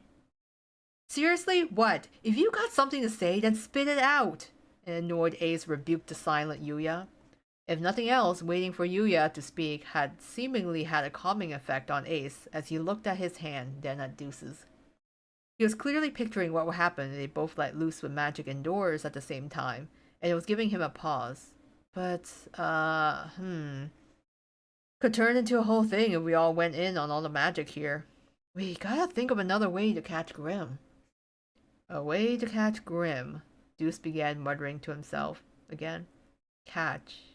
We can't reach him. We haven't learned flying magic yet. Catch, wedge, pinch. He jerked his face up with a gasp. That's it! "Oh, you come up with something?" Ace cried excitedly, looking at Deuce. "Hang on, why are you turning your magic pen on me?" The shiny black fountain pen Deuce used to cast his magic was thrust squarely at Ace. "I'll just throw you up there," he said, matter-of-factly. "What?" Ace and Yuya cried out simultaneously. Ace tried to run, but it was too late. His body floated up into the air and flipped upside down. He was helpless to resist, like a handkerchief caught on a tree. This was not a good look for him. "Put me down, you dodo!" he cried. "Quit it, for real!"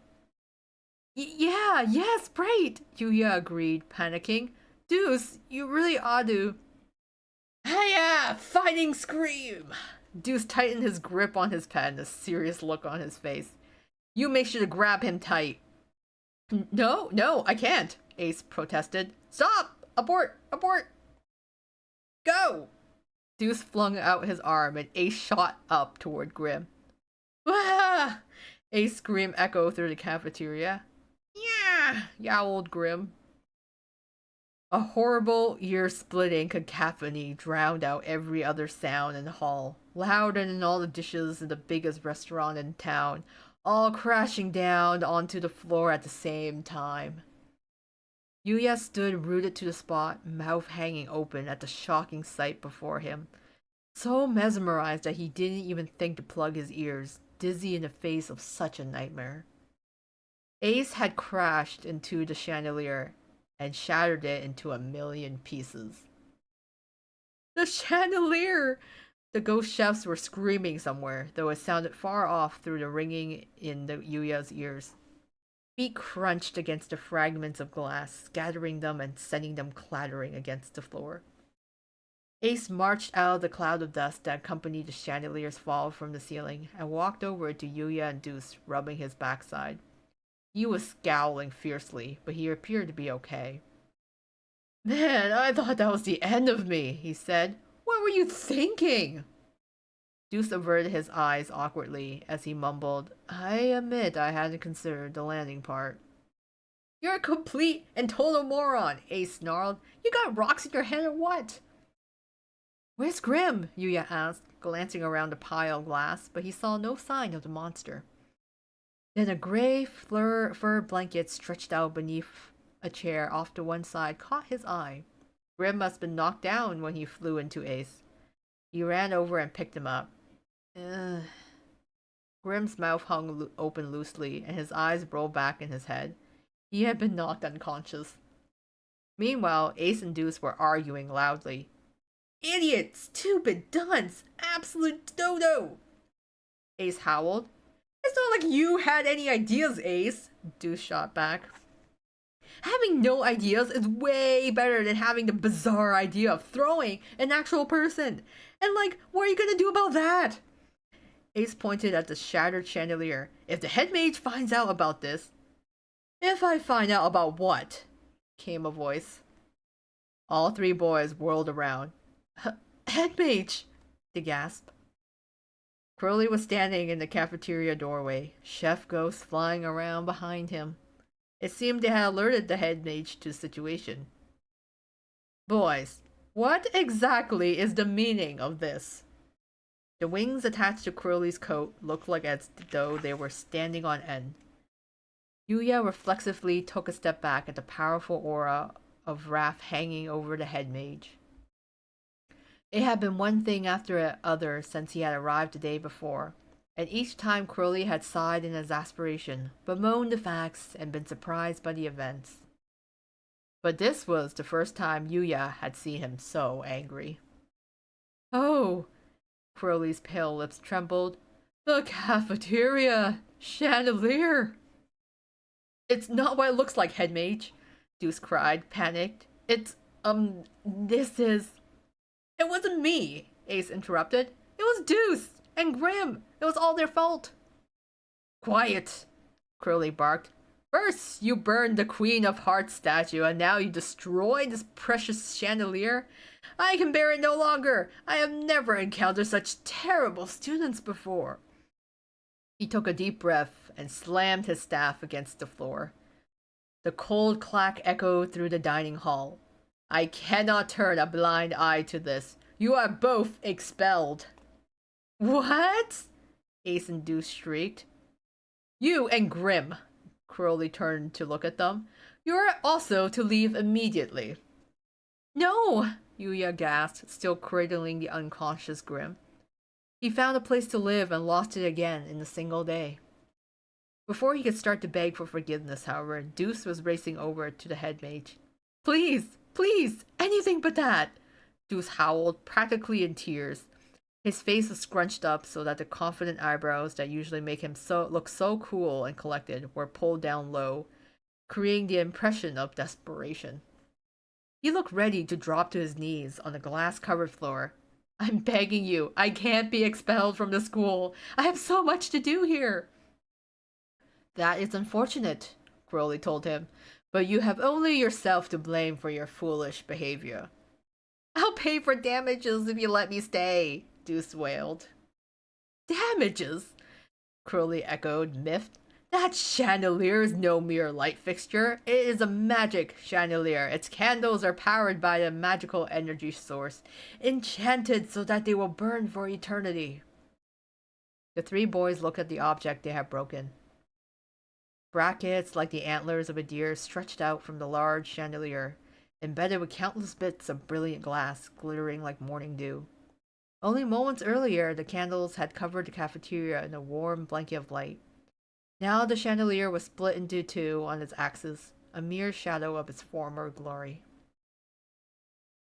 It was created for us by a legendary artificer 100 years ago, possibly their finest creation.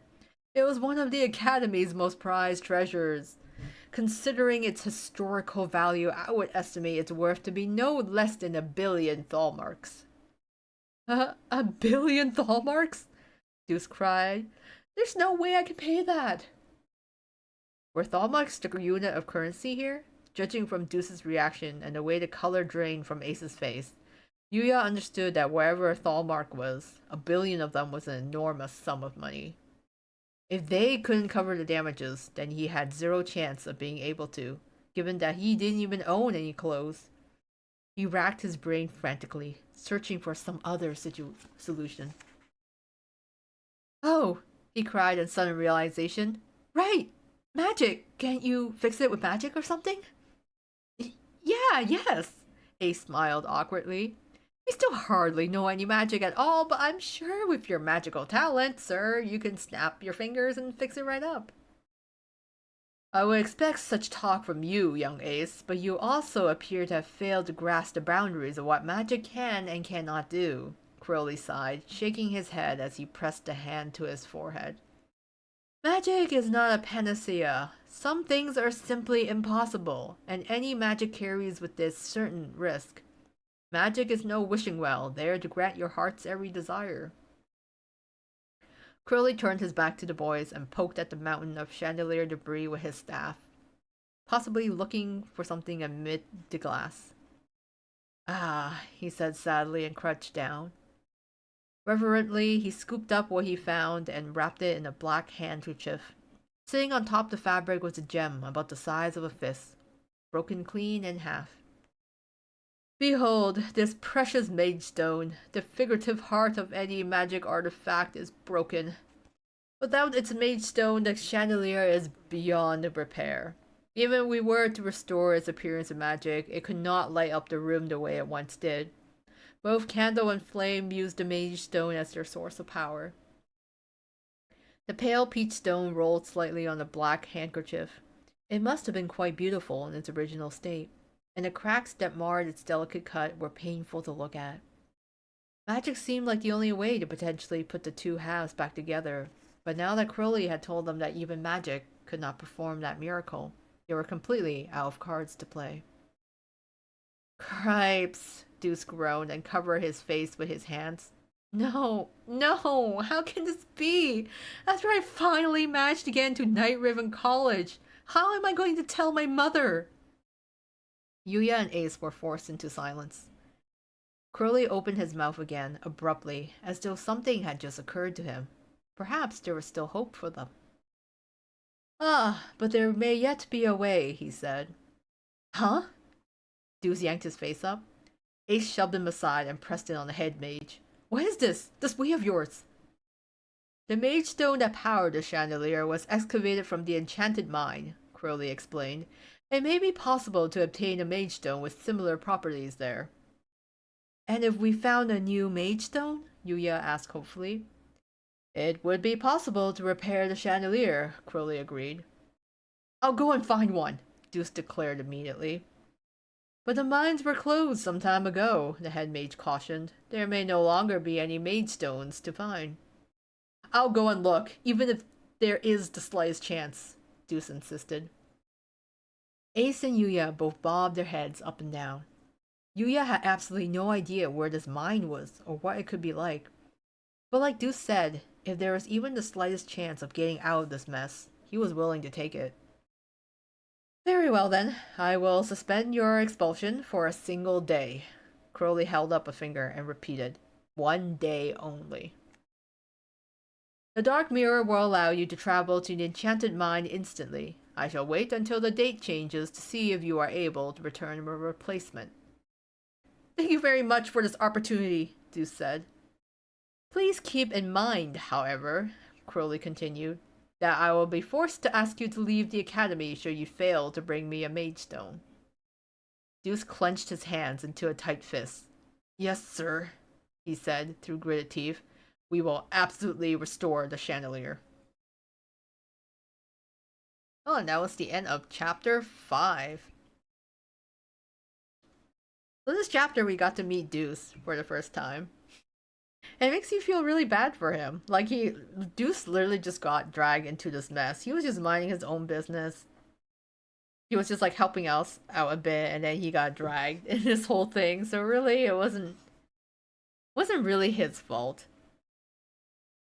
I mean, what was his fault was actually, sending Ace up, throwing Ace at the chandelier to try and grab Grim. Not the brightest plan, but aside from that, poor Deuce really was just dragged into this whole mess here. And now he's stuck with us to try and find his mage stone. Let's take a drink of some water here.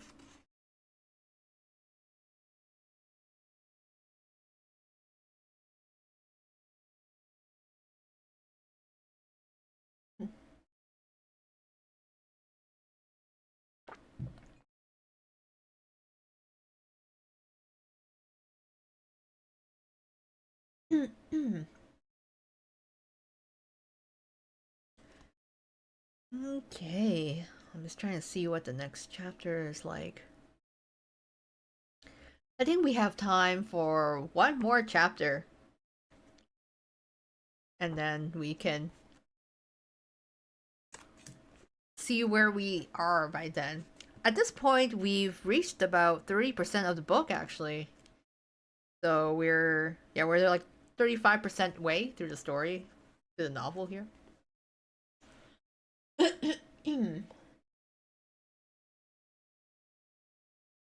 Okay. Let's continue on with chapter 6 until my voice holds out to the end. When Yuya opened his eyes, he was standing in a quiet wood, enveloped in the light spilling out from the dark mirror. How did this turn into such a giant hassle? Grim shouted, making the leaves on the tree around him fluttered. He'd been complaining ever since he'd woken up, and Yuya had explained the situation to him. Look, Weasel, Ace snapped. This is all your fault. Actually, I think it's your fault, Ace, Deuce interjected. You were the one that ran away to start with. Sure, Ace is no saint here, Grim agreed, but you threw him at me. You're on a hook too, Deuce. What? Deuce glared at him. Says the monster that climbed onto the chandelier. The evening sun that poured into the woods was a fiery red, carving out deep shadows around the trees that were more threatening than simple darkness. The lazy branches beckoned lazily, urging them farther into the forest. Yuya could sense the presence of birds and other small creatures, but they were all hiding in silence, perhaps afraid of this group of interlopers. The disturbing quiet and the eyes of invisible animals set Yuya on edge, not to mention that Grim, Deuce, and Ace had not stopped arguing once since they had left the cafeteria, and just being near them was exhausting. Ah, there's the cottage over there, he cried, pointing to a structure by the side of the river.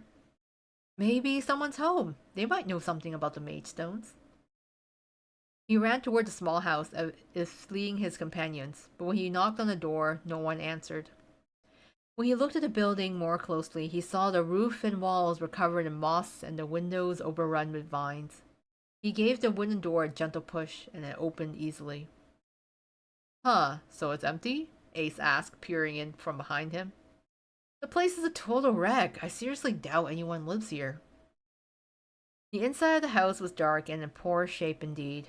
The room was thick with spider webs, and it was clear no one had stepped inside in quite some time. As he examined the furniture, Yuya got the feeling that something was off somehow. The table was very small, as were the chairs lying on the sides on the floor, 7 in total, all in the same style. He wondered if they had been made for children and squinted to get a better look at the place. There was still a pot on the hearth, large enough to feed more than a few people. The shelves were cluttered with random assortment of dishes and cutlery. The kitchen must have been bustling, full of life back when people still lived there. Yuya was staring at the pot, now white with dust, and letting his thoughts wander to the cottage's former residence when he suddenly heard Deuce's voice off in the distance. "Hey, I found the entrance to the mines!" Yuya walked over to Deuce, who was standing in front of a large hole in the face of the mountain. A narrow passage led into the rock, almost like it was being drawn into the hole. It was so dark he could only see a few meters ahead. "If we're gonna find a mage stone, it'll be in there." Ace pulled out the flashlights he brought along for this reason, and handed one to each to Deuce and Yuya. With nothing but these small circles of light to guide them, the group started into the mine. The tunnel was wider than Yuya had imagined, and the air was chilly. He could hear water trickling somewhere. "It's all damp and clammy and dark and scary," Grim muttered. "Kinda like Ramshackle Dorm." "Ramshackle Dorm?" Ace frowned, confused. "Oh, that's the building Crowley's letting us stay in," Yuya said, hesitantly. He felt nervous talking to Ace for some reason. Deuce looked back at them from where he was walking ahead, a puzzled expression on his face. "Dorm? You're living on campus too?" "And what are you anyway?" Ace demanded. "Where did you come from?" Yuya explained his odd situation as they advanced down the rocky path, heels clacking. "Another world?" Ace and Deuce exclaimed in unison when Yuya was finished. "I didn't even know there were other worlds," Ace said, eyebrows high on his forehead. "Me neither," Deuce agreed. "First I've heard of it." "Okay then, what if we don't find a mage stone and you get chased off campus? What then?" Ace turned his flashlight on, Yuya questioning. Yuya squinted at the light. All he could offer in response was a feeble smile. "What?" Ace grimaced. "If I had known all that, I have..." "Shh!" Deuce interrupted sharply. "Did you hear that?" At first they thought it was the sound of the wind, the rumble of air as it slipped between the rocks and scraped up against them. But they could hear something else mixed in with it. "Is it getting louder?" Deuce whispered. "Ooh, It was a groan. Something was groaning. Just as Yuya came to this realization, he saw a dim light ahead where the corridor branched off. The disturbing purple lights flickered and grew larger, approaching Yuya and the others.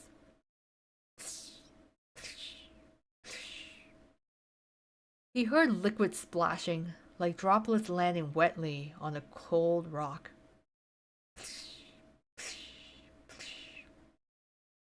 The sound went on, planting seeds of fear in his heart. "Hey, guys," Grim said nervously. "What is that?" The source of the splashing revealed itself slowly, and Yuya stared, stunned. He had no idea what he was looking at. No give. An enormous mass of dirt shuddered. It held a pickaxe and a lantern. It had hands and a body, but no face. In place of a head, it had a floating, spherical ink bottle.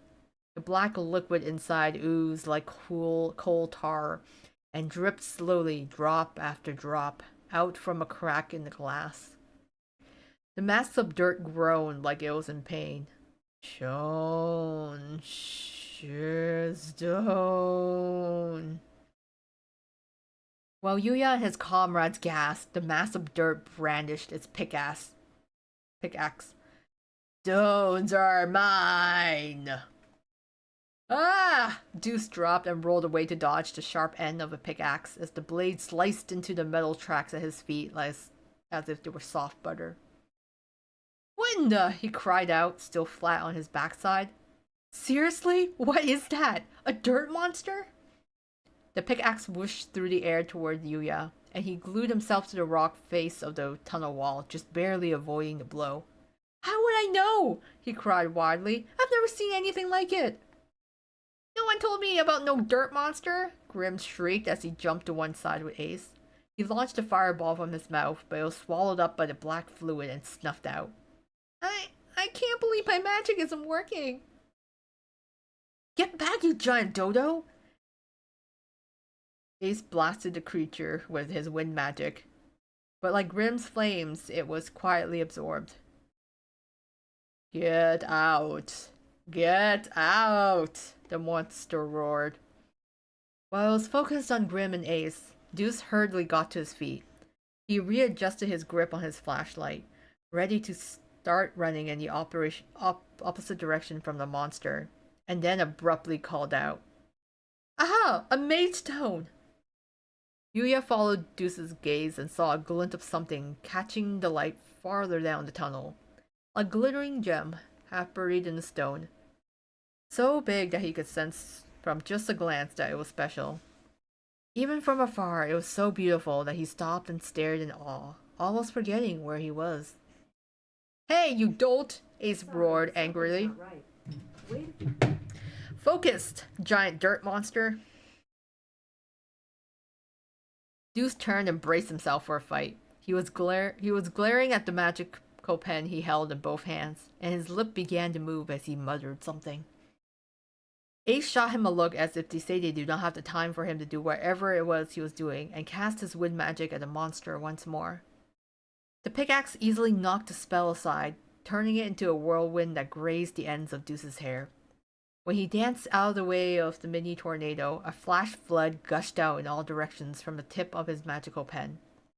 Yikes! Ace cried, leaping out of harm's way. Deuce gritted his teeth in vexation.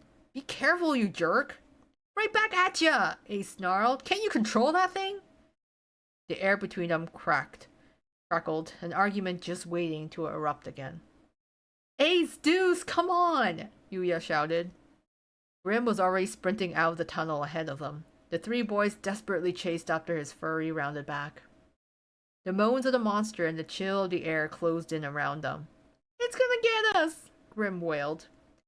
Yuya gasped for air. His chest hurt. His throat was sticky with thirst. Every breath was a fight. He toppled forward, half falling into each step, but he somehow kept himself upright and concentrated on putting one foot in front of the other as quickly as he could. He wasn't the only one. They were all panting and wheezing and groaning. He wouldn't have been surprised if one of them had simply collapsed. Stones are mine! A roar ripped through the air, almost deafening them. Cripes! Deuce waved his magical pen wildly. I summon thee, Cauldron! A heavy thud echoed in the tunnel. Yuya looked back over his shoulder. The same massive pot that had previously fallen from the sky to crush Ace was now blocking the narrow, curving passage. Came a ferocious roar from the other side of the barrier. The monster howled in fury, but before long they heard a slithering, dragging sound, and they could no longer sense the creature's presence. Yuya stared at the cauldron and dropped to his knees as if in prayer, while Grim, Deuce, and Ace flopped back onto the ground, their chests heaving. They were all too winded to speak for a while. Finally, Ace raised his hoarse voice to make himself heard over the panting. That monster was a total gross out. What was it? No idea, Deuce shook his head weakly. It was no normal ghost, that's for sure. Grim managed a hint of a nod. Ghosts aren't black, and they definitely ain't as scary as wherever that was. The ghosts who come out of the walls at Yuya yesterday had been scary, true, but he figured that was more due to the surprise of encountering ghosts for the first time, rather than there being anything inherently terrifying about them. Sure, their love of pranks was a bit of an issue, but after speaking with them in the light of day, he felt almost fond of the funny little guys. The monster in the tunnel, though, that thing inspired real terror in him. His arms were still covered in goosebumps, and he rubbed them with a shudder. He wondered how he had known that the headless creature was a threat to his life the second he saw it. Chills had run up his spine as he felt a powerful, instinctive loathing of the black liquid dripping from the massive bulk. The way it looked, that voiced, just remembering them made the contents of his stomach churn. Can't have enough lives going up against a thing like that. Ace got to his feet and glanced at the cauldron up ahead. He seemed to be considering something. He looked back. The entrance to the mine wasn't too far off. They'd come quite a distance in their flight from the monster. He shook his head. Let's just give up and go home, he said decisively, as though he'd never been surer of anything in his life. We can snag a mage stone someplace where there's not a monster bent on murdering us. There was that fork in the road right after we came in, yeah. We still got other places to look. Huh? Deuce looked up at him. How can you give up when the stone is right there? You all saw it. It was huge. We are 100% unexpelled if we bring that mage stone to the head mage. We have to go back and get it. No, no, no. Ace shook his head firmly, back and forth. That's an absolute idiotic move. Going back in there with that thing? It's not an idiotic move, Deuce protested vehemently. We've only got 2 hours until it's tomorrow. We don't have time to go look for another one. Listen, you... Ace let out a long sigh. You're putting on a real show here, but can you actually take that monster out? Or is this like the chandelier and you're just gonna charge in there with absolutely no plan and drag the rest of us down with you? You're a real pain in the butt, you know. If we're talking death or just letting time run out, I'll always pick time. Chicken, Deuce said coldly. What? Ace glared at him. Deuce drew himself up and returned the glare, pulling his chin in. His voice was low and threatening as he started in on the other boy. You swagger around like you're the king of the hill, but you're all talk, no action. If you weren't willing to put your life on the line, you never should have come here in the first place. If you're not willing to put your life on the line, then you shouldn't promise that right from the start. Why don't you just go back to your coop, you big chicken? I don't want to be chased out of school either, Grim cried, as emboldened by Deuce's spirit. Ace winced ever so slightly, and then smiled coldly, as if there was no way he was going to back down now. Okay then, you two go on ahead with your sad little baby magic and fight the big bad monster. I'd like to see you try. Neither of you's even half the mage I am. Huh? Deuce cried. Oh, it's on. Go ahead and say that again. How dare you call my magic sad? Grim snarled. Yuya could only stand there, rooted to the spot, while they yelled and argued around him. It's your fault. To start with, you... Angry roars filled the air, battering both Yuya's nerves and his ears. He hung his head and saw that his clenched fists were trembling. His heart was pounding as if he were going to pull himself apart, and he'd never been so out of breath in his life. He'd been hot before, and yet now he was so cold he could hardly stand it. The tension was a living creature snaking around him and holding him fast. He was not good with fighting. He hated it. He lived his whole life expressively avoiding a hint of anything that might have been a fight. And yet, from the moment he arrived in this place the day before, it had been a constant stream of battles. The more he tried to avoid them, the worse everything got. Challenges, threats, arguments, violence. Bad things just kept happening. Was it his fault for not being able to stop it? Would he be in a different position now if he'd been able to say something at some moment leading up to this one? Would he have been able to avoid this horrible quarreling? The commotion was so loud that covering his ears would do nothing, and before he knew it, he was shrieking, "Stop fighting!" All shouting ceased immediately. His companions had apparently been stunned into silence by the fact that Yuya was even capable of raising his voice. You scared me. Grim was frozen in place, all the hair on his body standing on end. Surprise also colored the faces of Ace and Deuce, but their expressions quickly grew surly again. Stop fighting? Well, okay, buddy, Ace snorted and laughed at her. Ha! Now you're Mr. Goody Two-Shoes. Listen up. You know who's gonna be the most trouble if we don't get a mage stone? You, that's who. You got nowhere else to go, right? So how can you stand there and be all fighting's bad, let's all hold hands and be besties? You gotta be kidding me. He jerked his chin up as if to express his disgust at the idea with his whole body. Wherever Yuya said in response, Ace would no doubt sneer and laugh and make fun of him twice as badly. Normally, he would turn tail and run, but all the fighting had made him painfully aware that whatever he had been doing so far wasn't working. And the words came to him naturally. That's not what I mean, he insisted. You can't actually be saying we should give up, Deuce scratched his head in annoyance. Listen, to tell you the truth, I'm scared too, but we have to get that mage stone. And I'll do whatever it takes to get one. I've got 2 arms, I can spare one of them. And I'm saying I don't want anything to do with your desperate little mission, Ace told him. If you hadn't gotten in the way, I would have had that monster, Deuce yelled. As if, Ace rolled his eyes. The only magic you've got any real control over there is that stupid cauldron, and you weren't even aiming right back there. Well, how could I? Deuce retorted. Anyone need a minute or two in a situation like that? And they were off again. They snarled and snarked and got absolutely nowhere.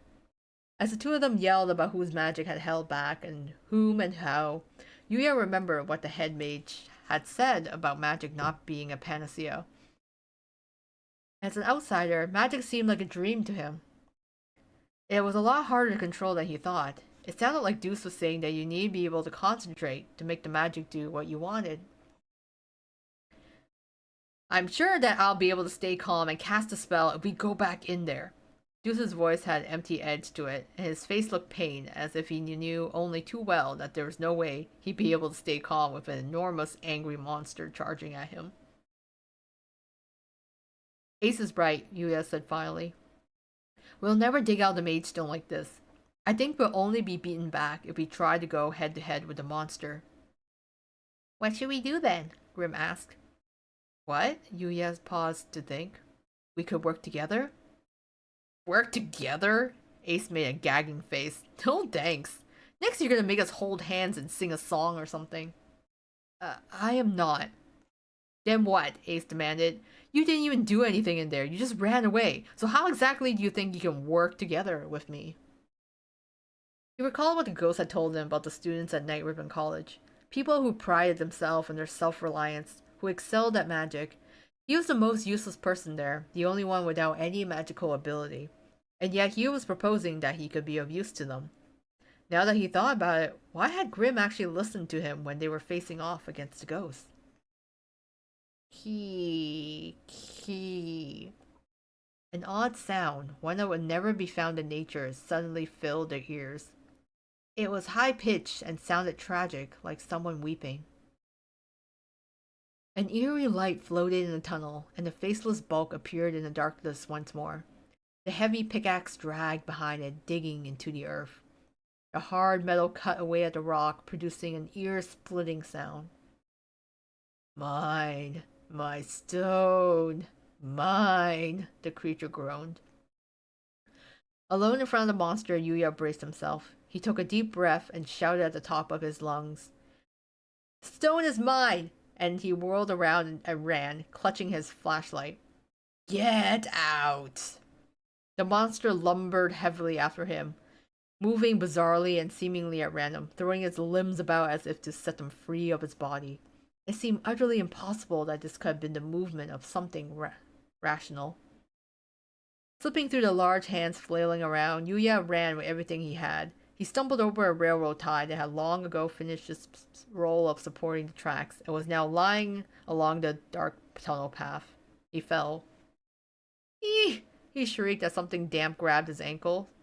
His leg was yanked back roughly, firmly, and his white socks turned black. At first, he could see a clearly defined handprint, but then the outline bled and spread outward like a spot of ink leaking inside a pencil case. Yuya pressed his hands to the ground and tried to scramble backward as the monster steadily closed the distance between them. The pickaxe was slowly lifted high into the air. Stone's mine! The creature roared. I summon thee, cauldron! Rang Deuce's voice. A metallic clanging filled the tunnel. Ever so tentatively, Yuya opened his eyes. The monster had been crushed under the cauldron and was kicking and struggling against the ground. Yes, got him! Deuce cried from behind a rock a few steps away from Yuya. He thrust a clenched fist into the air. The rest is up to you. At his signal, Ace and Grim leapt out from their separate hiding places. Yuya stepped back as Ace brandished his magical pen, and Grim puffed out his stomach. Small sparks crackled in the air around them. You bet I got this. One extra large gust of wind coming up, Ace shouted. With a side of Grim's blazing hot fire, yeah, Grim called. When Ace fired a sharp blast of wind, Grim set his flame riding on top of the powerful breeze. The air straightened the pale flames and the two combined, transforming into a massive, spinning vortex of flames that roared and swirled, straight for the monster, swallowing its massive bulk. Rawr! A scream echoed through the area. The heavy cauldron clattered and shook. Beyond it, Yuya could hear Deuce shouting, I've got it! I got the Mage Stone! The hand he held up clutched a bright stone that dazzled the eye as it caught the light of the flames. Yeah, let's skedaddle then, Ace shouted, and they all turned and raced toward the exit. Yuya started laughing in relief until he heard a heavy kuto behind them in the tunnel.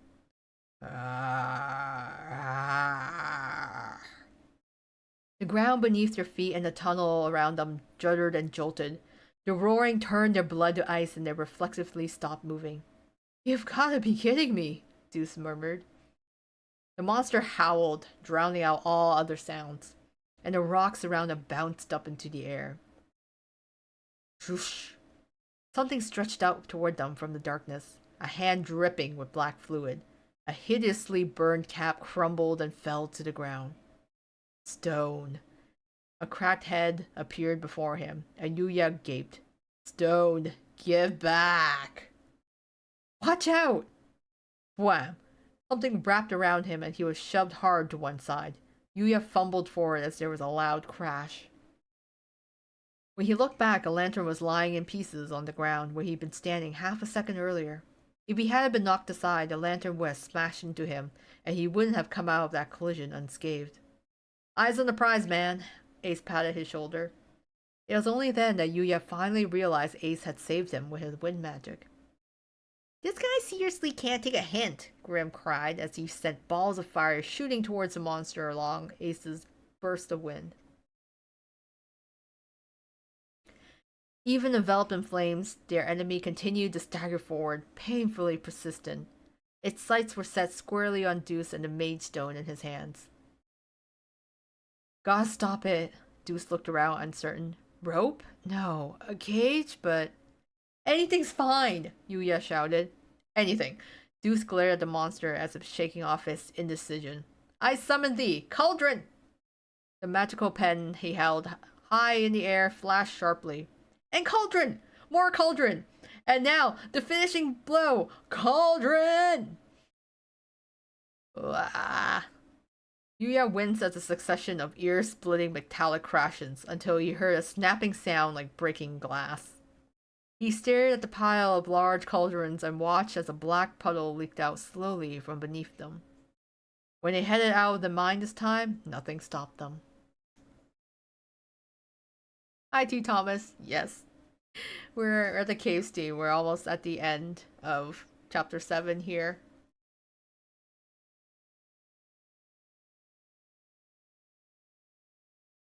I forgot that Deuce... I didn't remember Deuce summoning that many cauldrons. I knew he summoned a cauldron, but I didn't realize there's a whole pile of them, so... Lucky for him, I guess the monster had a glass head, so...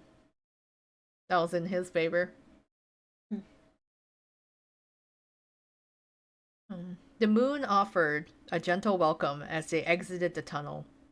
The pale light spilling between the leaves of the trees dazzled their eyes, and they grew weak with relief, laying their guard down at last and sinking to the ground on wobbly knees. The grassy earth was soft, and the air that entered their lungs no longer held the clammy chill of the mine, but was filled with the refreshing, verdant scent of the trees. Hey, Ace said, lying on his back, chest heaving. There's this thing that's been bothering me. Yeah, what? Deuce asked, too exhausted to even turn his head towards Ace. How come you can only make that cauldron, man? I mean, there's gotta be other stuff you can summon, yeah? There's a brief silence. And when Deuce finally answered, there was a sulking edge to his voice. Sulky edge. It's the only thing that pops into my head when I'm all worked up in a moment. Like, you think sorcerer, you think cauldron, you know? Okay, that is most one track of all one track minds, Ace muttered, exasperated. And he let out a short, seemingly accidental bark of a laughter. This was followed by another and another, until he was howling with laughter. Perhaps out of their own giddy relief, Grim and Deuce joined in, and eventually Yuya too was rolling around giggling. We really went and snatched that maid stone right out from under that weirdo monster, Ace said between bouts of laughter. I can't even believe it. Yeah, Deuce agreed. And it's all thanks to you for getting us on track. I mean, all I did was run away, Yuya blushed. You guys did all the work. The plan Yuya had proposed was that they use him as bait. He had thought harder about the time he and Grim had beaten back the ghosts and how they run around Ramshackle Dorm together. He remembered the satisfied smile on Grim's face as Yuya held him. If he remained standing in the sidelines merely watching, he's sure Grim would have never agreed to work with him. It was only after Yuya threw himself into the fight that Grim had gotten on board with him. This time, he decided that he would draw the monster's attention while the others got into place and prepared. That way, Deuce could focus and make sure his magic hit its target. And he figured Ace and Grim could be pretty strong if they combined their powers. When he outlined his ideas, the other three had been speechless, so he felt a twinge of satisfaction. Yuya was a mere human being. He had no special powers. Grim, Ace, and Deuce were grand wizards in comparison, which was why he'd been able to trust them to handle the monster. He'd been terrified to stand in that tunnel alone, but he'd pushed forward with his belief that the others would come through for him somehow. So you see, it's all thanks to you guys, he said, and Deuce shook his head. You're the one who came up with the plan, Deuce said. And I mean, that was a seriously wild idea, using yourself as bait. But you totally pulled it off, dude. You've got serious guts. Yuya found it odd how Deuce's speech would get a little brash every so often, but he grinned at the enthusiasm behind the words. Deuce is maybe totally right there, Ace readily agreed. That was a pretty good plan. Even the furball's sad little magic's not so sad with my help. That's how you do it. Yuya expected complaints like, it's not sad, or I'm not furball, but Grim didn't so much as make a peep. Huh? He sat up. Grim, what are you doing? He was digging through the grass near the entrance to the tunnel. Something smells amazing. He sniffed around, nose wiggling, and his claws came up against something. Found it! This is it! He held up a black object about as large as a gumball. It rolled around in his palm and looked to be as hard as a rock. They all peered at it. Hey, wait, Deuce frowned. Is that a mage stone too? Nah, Ace shook his head. I mean, I've never heard of a mage stone black as coal. Yuya looked over at the large, shining mage stone in Deuce's hand.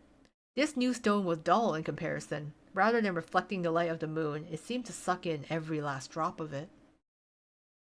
That monster was black too, Ace noted. Maybe it's part of the wreckage? It's obviously not the same as the other stones here. Now that you mentioned it, Yuya said, I might have kicked something while we were running away.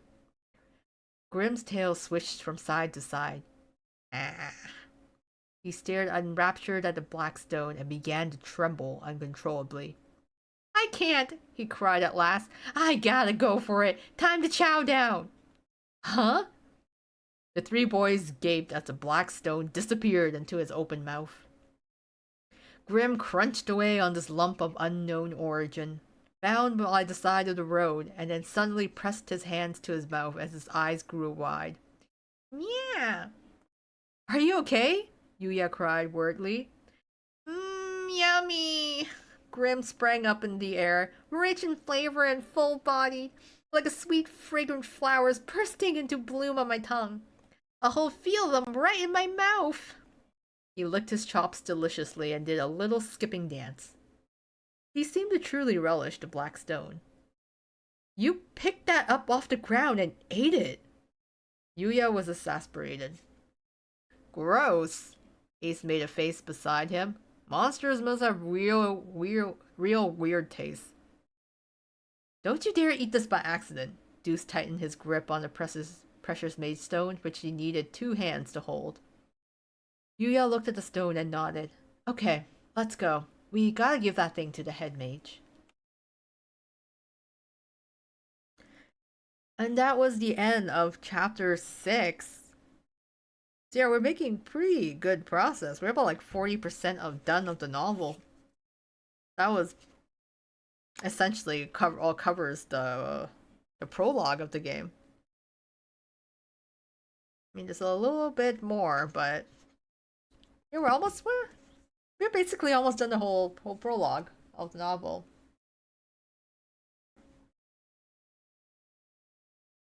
Oh, my mic is probably blocking. Yeah, I'm just a little stuck in place.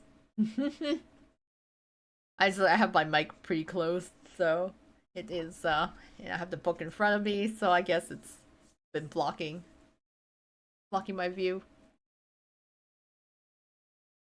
Well, I mean, it was very interesting to see all like the fine details and descriptions, especially the whole part of being in the mines. And like Ace and Deuce, of course, arguing with each other there. But it's okay, they all work together in the end. And in that chapter, there's actually a page where of like an illustration of Grimm, Deuce, and Ace all lying on the grass, like laughing. So that was really cute. They all just laugh. I like it, the little illustrations in between chapters. Oh, super adorable. I was like, oh, this is the start of A Deuce. This is the beginning of their blossoming friendship. So very touching. But it's very interesting when you go back to like the prologue and you're like, wow, yeah, these guys are real jerks. Ace especially. And then, later on you're like, oh, actually Ace actually helped save us, so he's not as bad as he's not as mean as he was at the very beginning. And then I feel like by this point, we are truly all besties.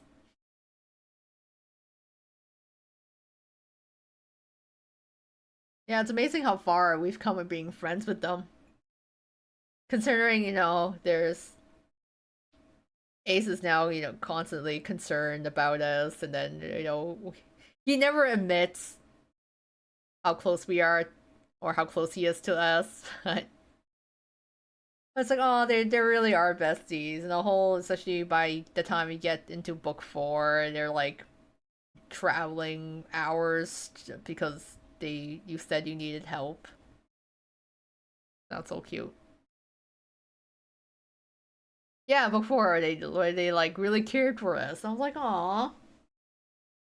It's like you really do care. Or like, and also in the second Halloween event too, when we kind of disappeared and then Ace was like kind of huffy because he was actually super worried that something bad happened to us. So I'm like, aw. Like you started off being super mean, Ace, but you're like a real softie now.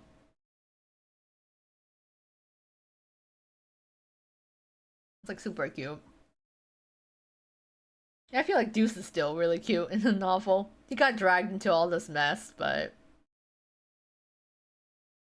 it's but at the end of the day, we're a trio. Don't forget Ace's flirt moments too. Yeah, it was also very Otome moment. You'd be like, Ace, can you really say that? But I mean, in this novel, yeah, we have the male, like Yuya is like a male main character. Yeah, didn't Ace ask us to sharing? Oh wow, I remember there's the one time during the main story, and another time during an event. I don't fully remember. He has asked, yeah, on several occasions. I'd be like, okay, Ace, just say that you want us to like share a bed and like have a sleepover. Just gotta admit it to yourself. Oh, I guess when we got kicked out of our dorm. Yeah, that's when you brought it up. I mean, well, he's like in the very first chapter, he crashed at our ramshackle, right? After he got collared by Riddle. He like came over and crashed at our place, so like good times, good times. Yeah, the fact that we just covered all the prologue and haven't even hit the Hearts of Beale portion yet. But I mean, we covered quite a bit. Like 2 chapters is actually 3 chapters in this case. Yeah, having a late night snack. Yeah, the Forbidden Tart. That was all the way. The start of it all. Truly, the beginning of the Twister Wonderland. What brought on the entire Hearts of the Buell arc. Yeah, I like the descriptions in the story and Yuya's character as well because I'm like, oh, I was hoping, I'm like, maybe Yuya's gonna get some development, and it seems like he is slowly, you know, getting some character development, which is nice to see. You don't get that in the game, so it was a nice addition for this novel.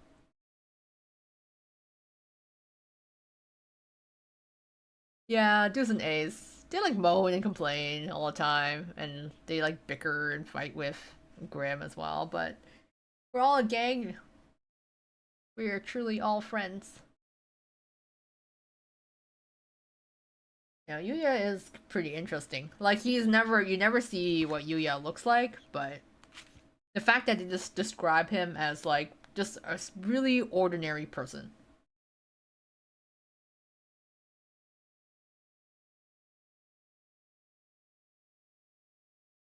Saw a novel at the bookstore mall and opened the book, and the art of Overblot Riddle was torn. Oh no. Yeah, yeah, because like it's weird because I feel like my book has like something weird in it like that too.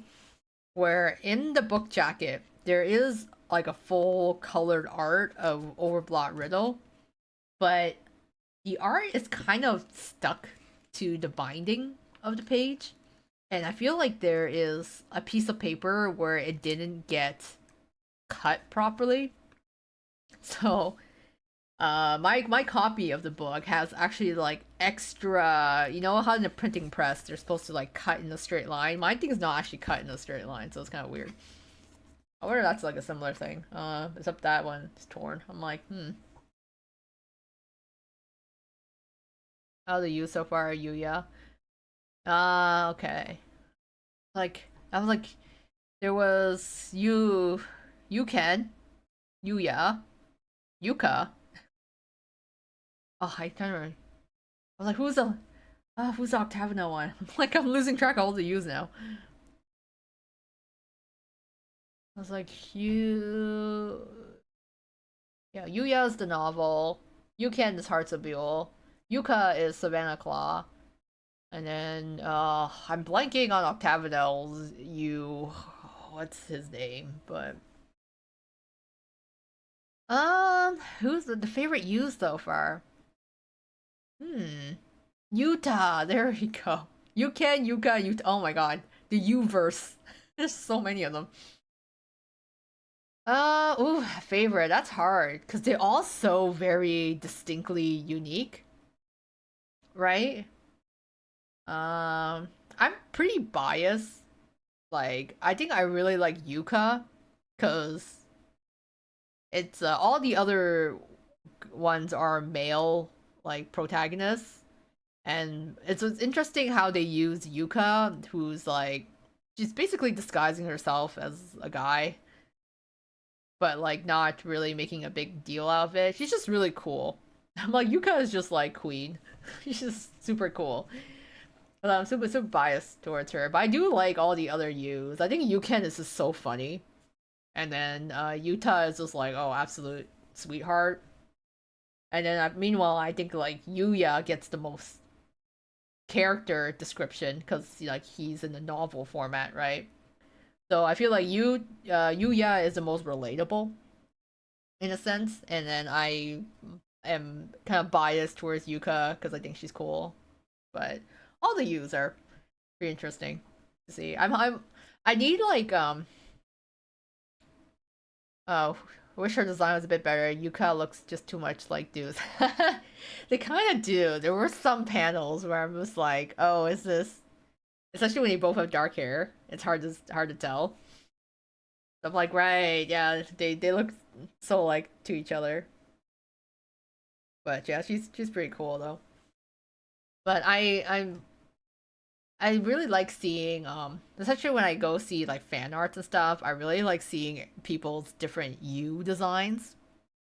And like I find that I am personally biased towards U's that are really out there. Like I like it's just like just the more I feel like the more like eccentric or kind of like weird that someone's UOC is, the more I enjoy it in a sense. I don't know. It's just like I need like a crazy U in here. I need because I when I think about it, actually all the U's it's funny because all the manga U's kind of really do just roll with the punches. Like Yuken is just like strutting in there with his kendo sword, and he's just like whatever, beating Riddle on the head with a kendo sword. And then Yuta is just like, yeah, I'm just gonna cook and like feed my friends. It'd be all cool. So I really like the distinct personalities. I want to see it. Yeah, four more U's to come. I need like a super eccentric U. Like she's got some weird hobby or something. Cause completely unfazed by all the stuff around her or him. I guess I should say. I just love seeing all the different personality types. Yuka on the other hand, judo flips people. Yeah, no one can mess with Yuka. It's funny because I'm like, yeah, Yuka, you'll survive at Night Raven College. Anyone messes with her, she just like flips, and then they know better. They know better to than to mess with Yuka. Same thing with like Yuken as well. Yuken and Yuka, right? Because both of them are athletic. Both of them are in like a sports team, and both of them are pretty strong and tall. So I feel like they'll be fine at Night Raven because they're like pretty like self-assured people that can just like defend themselves. Then like Utah on the other hand, it's like he's his skill is cooking. He's not really a fighter or anything, but like that's okay. It's kind of like oh he's kind of a sweet guy. And then Yuya, I feel bad for because I'm like, oh yeah, Yuya is basically your average person of like, holy shit, I'm in this other world. I don't know if I'll ever see my parents ever again, and like I don't have like any special talents or anything. I don't have any friends. I'm like, wow, it feels bad. I feel like Yuya is the most relatable because he's the most average person. Like, there's nothing like he doesn't have any of the outstanding talent or something specific that the other youths have, but that makes him truly the most relatable you that you can't help but feel for. Yeah, I feel for him. And it's just like you want to cheer him on. You're like you it's like, yeah, buddy, you've been through a lot of stuff. Like when you read about the stuff that happens, you're encountering monsters and magic and like NRC are just full of bullies and especially with his type of nature, you're like, oh, it's like I want him to survive and thrive and develop. So I want to cheer him on. I want him to make some friends in Twister Wonderland. And it's like very heartwarming. But yeah, I was hoping for the anime that they would have like a new you. But since they're adapting the manga, I assume we will just get the use from the mangas. So, which means we'll see you can animate it first.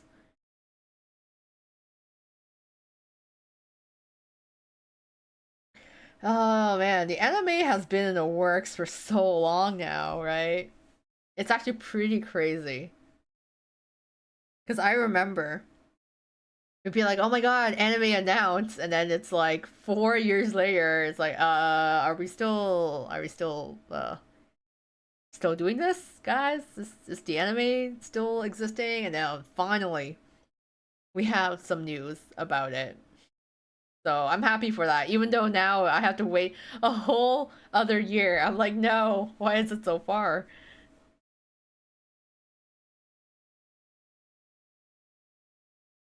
Yeah, I am also kind of hoping for a new you.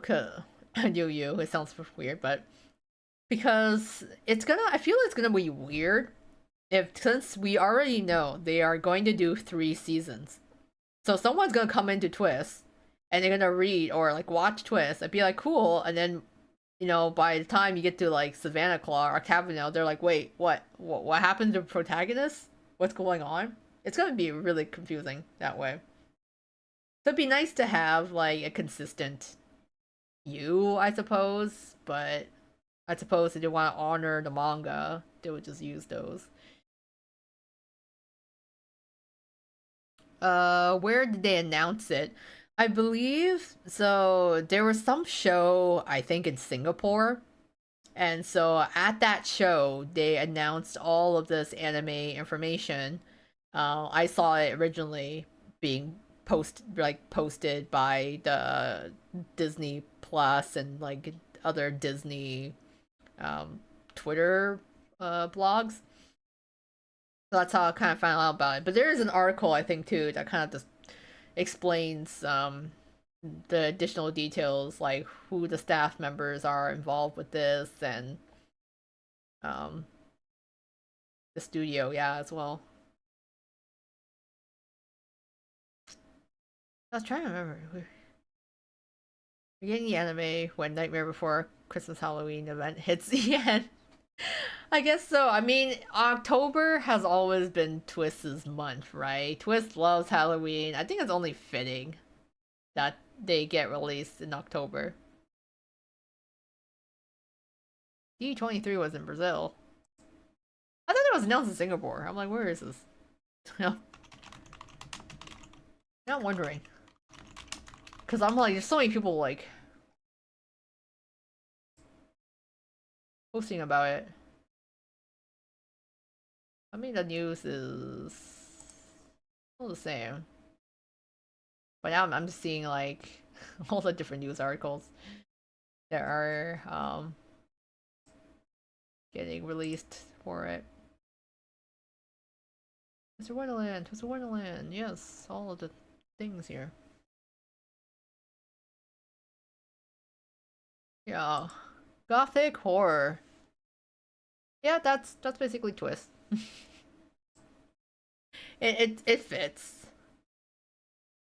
I feel like the vibes, especially in the prologue, you're like, yeah, this is some like gothic vibes, and then you later find out there's a lot of silly that happens in it, which is a lot of its charm, right?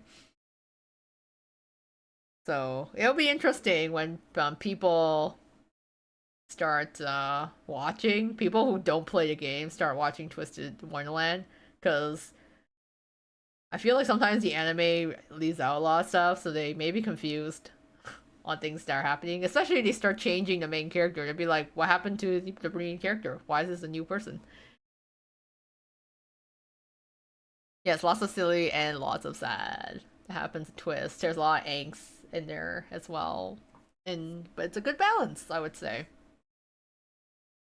But I'm like, we gotta wait all the way until October. Well, that's two things we can look forward to next October, right? The Twist anime and fingers crossed, Scully getting a banner.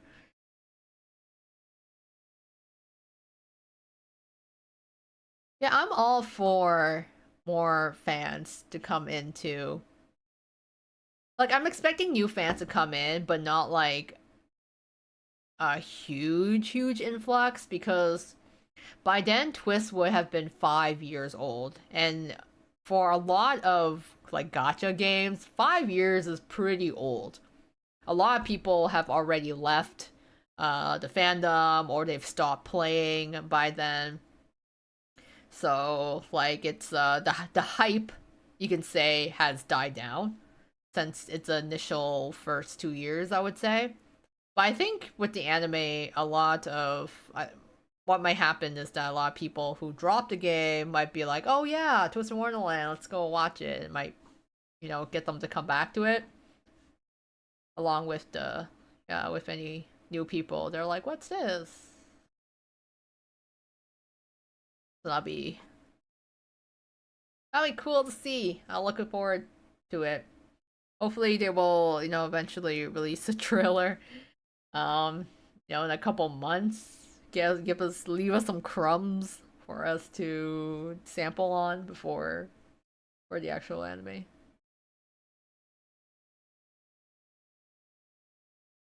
I think it's because of the deep players that aren't ready to share the characters, and the characters aren't seen correctly.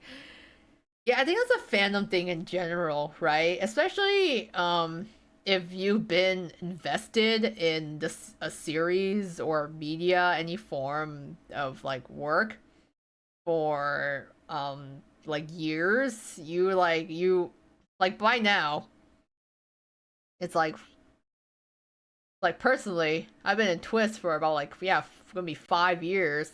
So it's like, oh, I know the story pretty well because we've seen it so many times. We've seen it in the game. We've seen it in the manga. We're gonna see it again in like the anime. It's been like a long term investments, and there's so many vignettes too. That's the thing.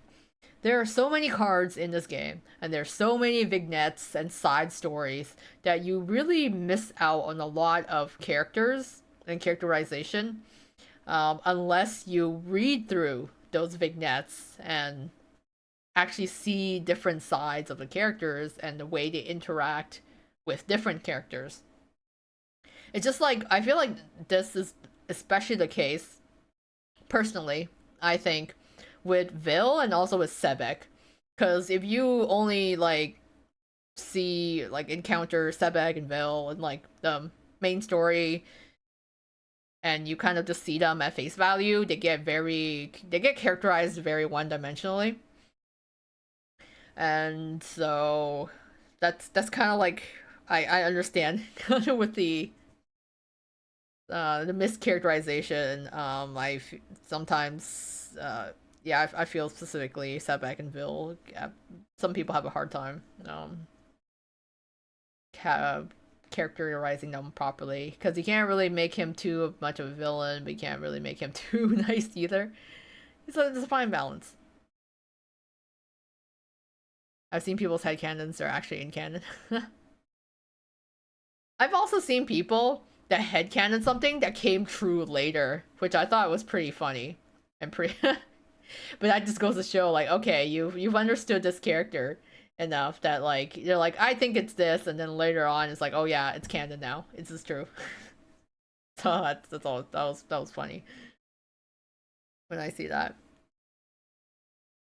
But I mean, yeah, it's all some pros and cons, right? We want new people in the fandom because that means, more players in the game. The game gets more money. If the game gets more money, we can continue playing Twister Wonderland and get more fan art, fan merchandise, fan content, other or official merch release. So that's always like the plus, right? Getting more people included in the fandom. But